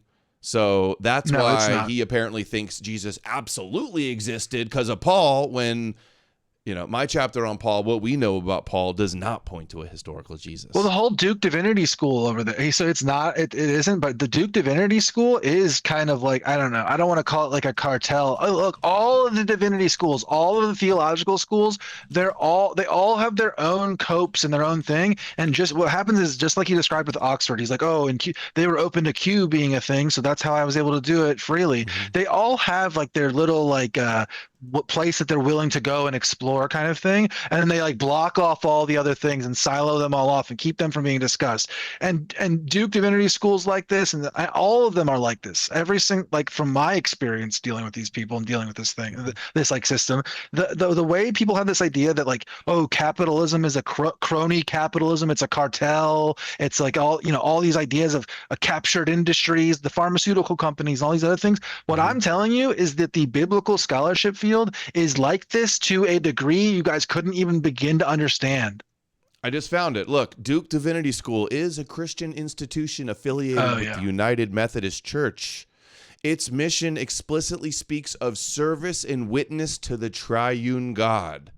Does not officially require faculty or students. If he becomes a mythicist, they're not going to rehire him. That's what I think. That's what people are scared of. Its official mission states, Duke Divinity School's mission is to engage in spiritually disciplined and academically rigorous education in service and witness to the triune God. See the situation that's going on here? So they go, oh, well, he's the scholar. All the scholars agree. It's always turns out to be something like that. Broadly speaking, in Judea in recent history, and he says you would think that. Okay, that's really interesting. So Paul, you look at favorably compared to the non-Christian sources like the Josephus or the Tacitus or Marabasarapian, and Yeah, because the problem about the non-Christian sources is that even someone like Tacitus could easily have got the information from people who believe that Jesus existed, if that makes sense. From Christians. Yeah. So in other words, if the mythicists are right... Hold on, real quick, pause. Sorry. Hear that? Even the Christians acknowledge, you can't say Tacitus and Josephus proof is Jesus, okay? Even if they were real, which they're not. It's about Crestus, and it's a Christian interpolation. Assuming they're real, they're still late, and they're still not proof, an independent attestation that a real figure existed. So what do they have? They have nothing. Yeah. Yeah, the outside the Christian, the non-Christian sources is purely like an apologetic claim that they used to love, because they'd be like, whoa, why even non-Christians think he was real, kind of thing, right? Like that was why they did that, was for like the sake of rhetoric. He mentioned in this, Sam did. And remember when we reacted to this Mara Bar Sarapa bullshit? Do you remember that? Mm-hmm. Yeah. that's what he's referencing. Dude, you guys, that is such a bullshit. Like, Bart Ehrman doesn't use that. Nobody uses that for historical Jesus. And notice how that has, like, I'm not talking shit here, but like, notice how that has now gotten smuggled into this topic or whatever, talking about, oh, did the historical Jesus exist? And then like Bar Serapion is now like in this list. That is a bullshit source. Sam has a video of it. It's like 17 minutes long on his channel, going over how ridiculous it is to even think that that is associated with Jesus. It is stupid. Does he say that? Did he say that?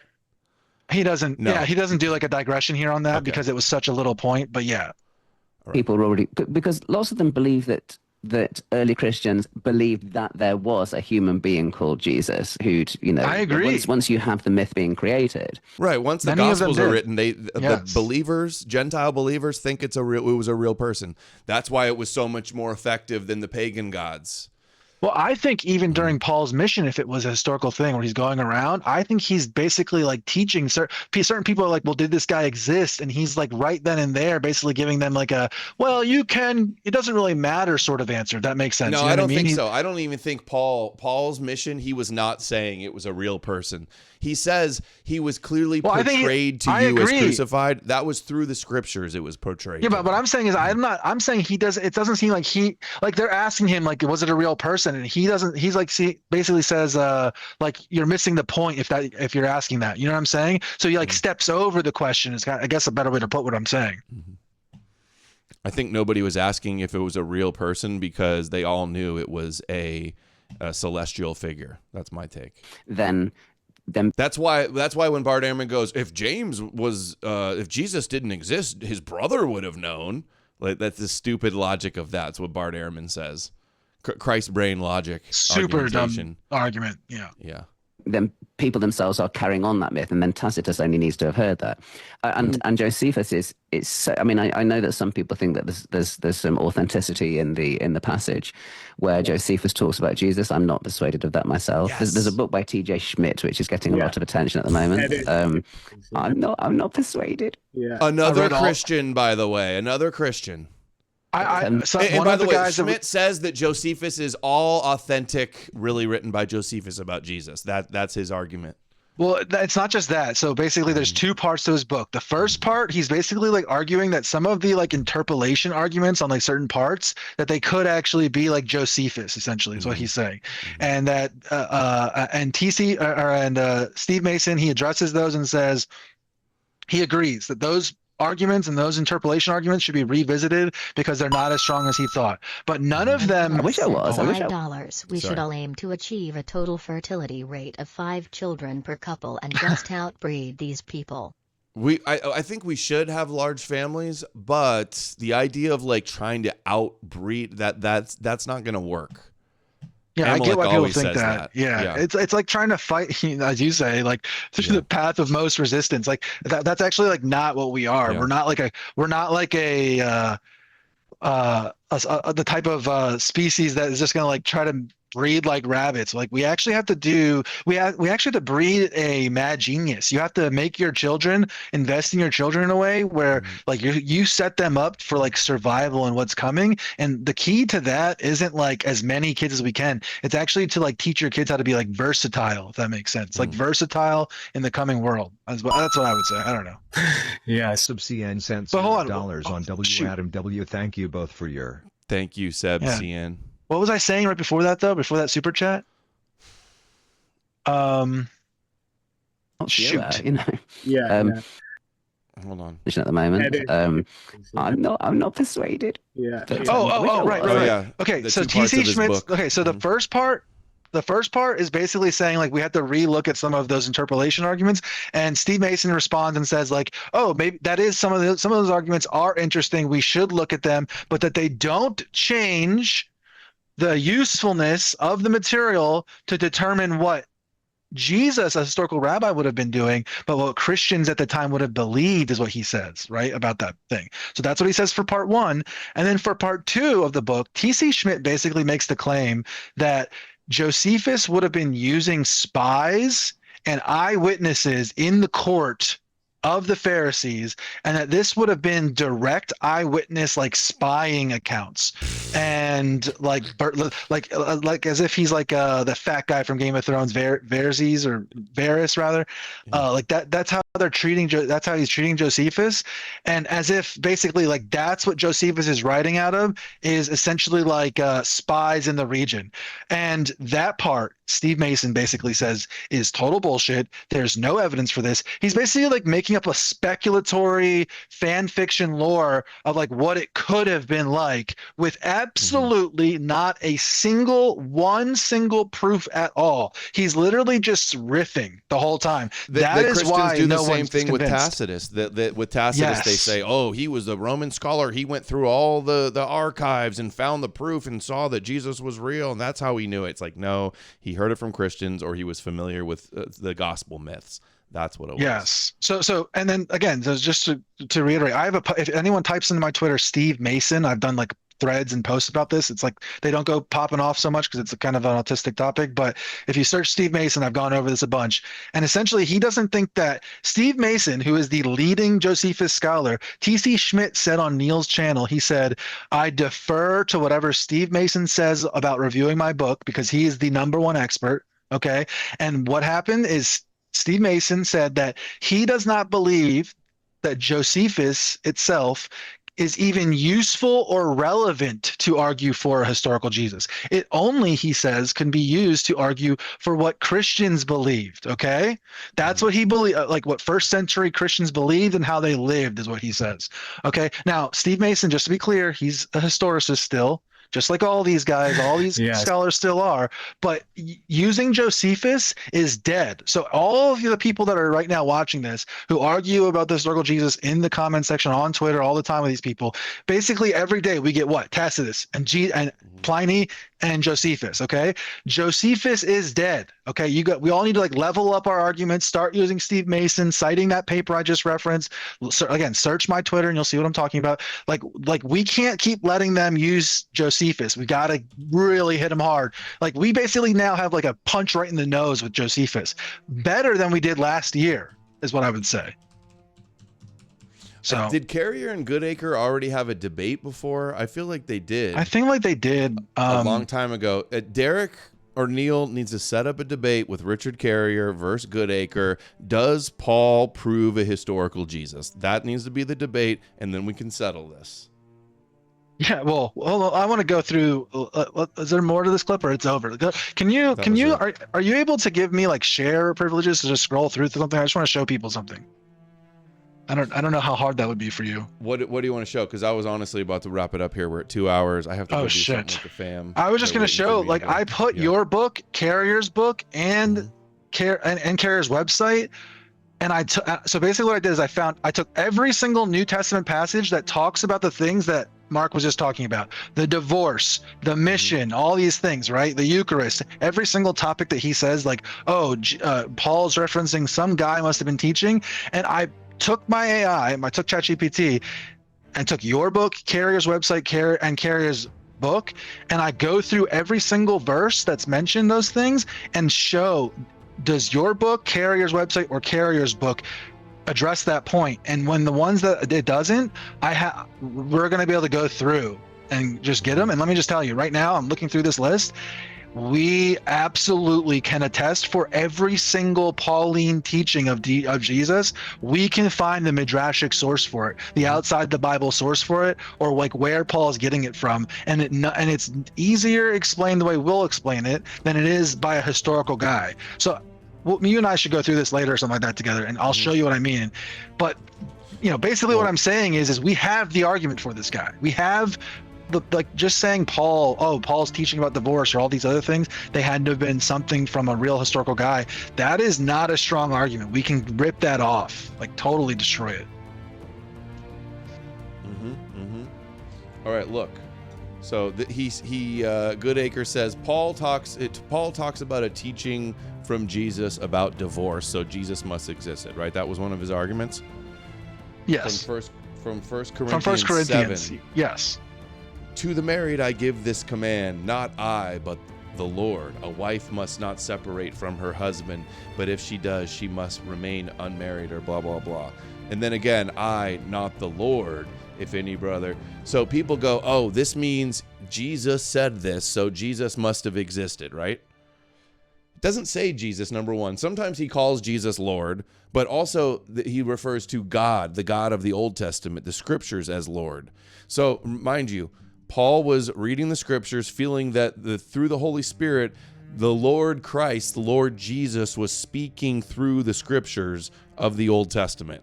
So when he says, the Lord said this, he could be referencing scripture like everything else he knows about Jesus, or the midrash he does from scripture about Christianity. Yeah. So this is the best he has. And also, I know the midrash. How did he learn this? Because the apostles didn't teach him anything. He never knew Jesus. So how would he have learned this anyway? Adam, it's literally just it's a midrash on Deuteronomy 24. That's all it is. Here, let me get the exact scripture. It's Deuteronomy 24. Let me play this short AI chat with AI, and this is what this is what we came up with. In the absence of a clear historical reference, Paul's invocation of the Lord aligns with his broader pattern of deriving authority from revelation in Scripture, rather than first-hand knowledge of Jesus' earthly ministry. His teachings often emerge from his reading of the Old Testament, interpreted through the Spirit. Thus, when Paul speaks of a command from the Lord on marriage, it's likely he is applying what he perceives as God's eternal principles, rather than relying on any explicit historical pronouncement from Jesus. Okay, in the absence of a clear historical reference, Paul's invocation of the Lord aligns with his broader pattern of deriving authority from revelation in Scripture, rather than first-hand knowledge of Jesus' earthly ministry. His teachings often emerge from his reading of the Old Testament, interpreted through the Spirit. Thus, when Paul speaks of a command from the Lord on marriage, it's likely he is applying what he perceives as God's eternal principles, rather than relying on any explicit historical pronouncement from Jesus. See? If he's trying to say, see how flimsy this is? How easy is it to say, Paul's not citing a historical Jesus teaching. He's citing the Lord of the Old Testament in a midrashic scripture like everything else that Paul writes about. And Paul frequently refers to the God Yahweh as Lord also. All right. So that's the best he's got. And if Carrier debated him, that's what he would say. And then, if that's the best they got, something ambiguous like that, it's not going to cut it. That's not enough to say Jesus absolutely existed. So, well, what I would just say is like, and like, I should go into this more, but what he's doing, what's going on is Paul is giving like essentially like the Hillel standard argument on Deuteronomy 24 and 25. I just put it in the chat so you can see what I'm talking about. All he's doing is doing a reading of, he's doing a by the Spirit rather than the letter of the law interpretation of Deuteronomy 17, 24, and 25, basically. That's where Paul's getting his divorce law from. Not quoting some historical rabbi teaching, okay? Not you said at all. Deuteronomy, what was that? It's 17? Deuteronomy 24 is the big one. That's the 17? One that really goes. Okay, I feel like I just looked this up recently. Yeah, you and I have talked about this recently, I think, too. Because you and I were 17. Oh, what the hell? No, 24. Bible Gateway is down. 24:17. No, just 24. The 17 is a different part. It's like the beginning, but the 24 is the big part. Not 24:17. Just the whole chapter 24. Oh. You'll see what I mean. You'll see what I mean right away. Oh yeah. Yes. Do you see? If a man marries a woman who becomes displeasing of him. So he's literally quoting this. I know. That's what I'm telling you. That's what I'm trying to show you this. Yeah. You and I will go to the table. Goodacre. Come on, dude. This is sloppy. You're an advanced PhD professor. Yeah. This is what I'm saying. This is the best they have. This is the best proof. This is what we're trying to say. This is how poor it is. You didn't switch your camera over. Yeah. You didn't. I thought you were to switch your camera because you're leaning over. You're good. You're good. No, I'm just leaning back. Yeah, dude, okay. my thing is blurry. The autofocus on the lens broke. I think that's the problem. So, new camera. So how crazy fun. is this? So hold on. So what I'm telling you is I went through every single New Testament claim of Paul, right? That Mark could possibly be talking about is what I told the AI. So it gave me like 70 verses of every single claim of a Jesus teaching that Paul makes. And I made a whole table that goes through using your book and Carrier's website and Carrier's book and my own third-party thing that I use for all of these arguments. I know I have examples of verses in my book where it says like, and then Jesus said, and then they quote the Old Testament. That's what I mean. That's what I'm trying to show. Jesus speaking to them through the words of the Old Testament and the prophets. And then they even explain that's how they're doing their prophesying about Jesus. Exactly. No, that's what I'm trying to show is that every single teaching that that Mark could possibly point to, we can show the midrashic origins for. We have the receipts. We can show you out of this list of like, I don't know, I think it's like 70 or 80 verses, something like that. There's only 10 of them that are not mentioned in your book, Carrier's website, or Carrier's book, okay?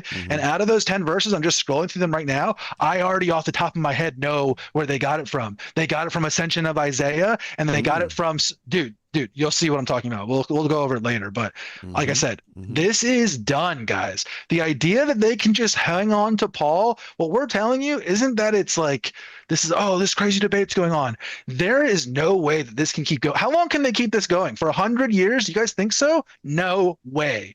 The way technology is moving, the way literacy is moving, internet's moving, and information's going out, they literally cannot keep this under wraps for much longer. This is going to get out.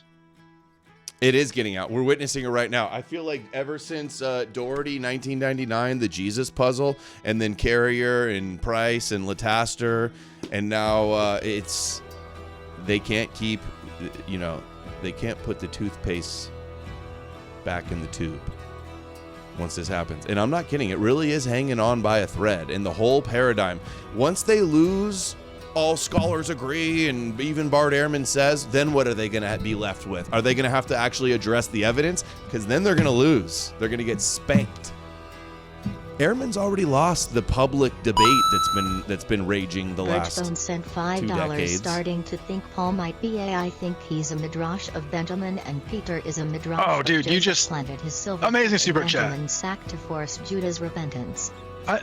That's the one thing I forgot to say. I've been holding it in the whole time. I'm not convinced by Nina Lively's all of her stuff on her book, and it's very confusing for me. I've gone over 100 times. If Nina Lively is 25 to 50% true, then this is over. The entire argument puts the Gospels way, way later than what these people are saying. So, and her arguments destroy Mark's too. So, if she's even a little right, it's over for these people. And there's no putting it back in the bottle, like you said. Yep. All right. Thank you, Amalek, for the clips and for the commentary. Thanks, everybody, for the support. Like, share, subscribe, leave a comment below, sign up for Substack. I love you all. I'll see you guys tomorrow morning. Have a nice night. Clip the show, share the links, and I will see you guys tomorrow. All right. Yeshi out. Yeshi out. Hell yeah, dude. He got us with this one. Yeah, Rabbi Yeshi in the Hebe house, selling salvation to the goal, yeah. Rabbi Yeshi kicked the merchants out. They tryna steal his foreskin collection. All the coin clippers and the bankers gotta get the fuck out. The second temple is Yeshi's trap house of salvation. Fake ass Pharisees acting like the chosen people, but they ain't white. Merchants betraying the Peter really twice, but they you. White, Christ is white. White, pure 100% European. White, 7'2" and not a Jew. Turn the other cheek like a boss while they spit on you. Up and down on a cross when they crucify you. Turn the other cheek like a boss while they spit on you. Up and down on a cross when they crucify you. The second temple, trap house, hottest club full of Aryan honeys. It's like Hyperborea in Jerusalem. Kosher wine be flowing. The Goyim come with the gold for salvation. If you was a pagan, you better back off your DJ Evan Williams. And add it to his collection. Big Yeshi be a dealer of salvation. Best goddamn blessings in Jerusalem. Guaranteed afterlife in Shemayim. Pharisees always trying to kill him. Turn the other cheek like a boss while they spit on you. Up and down on the cross when they crucify you. Turn the other cheek like a boss while they spit on you. Rabbi Yeshi in the house.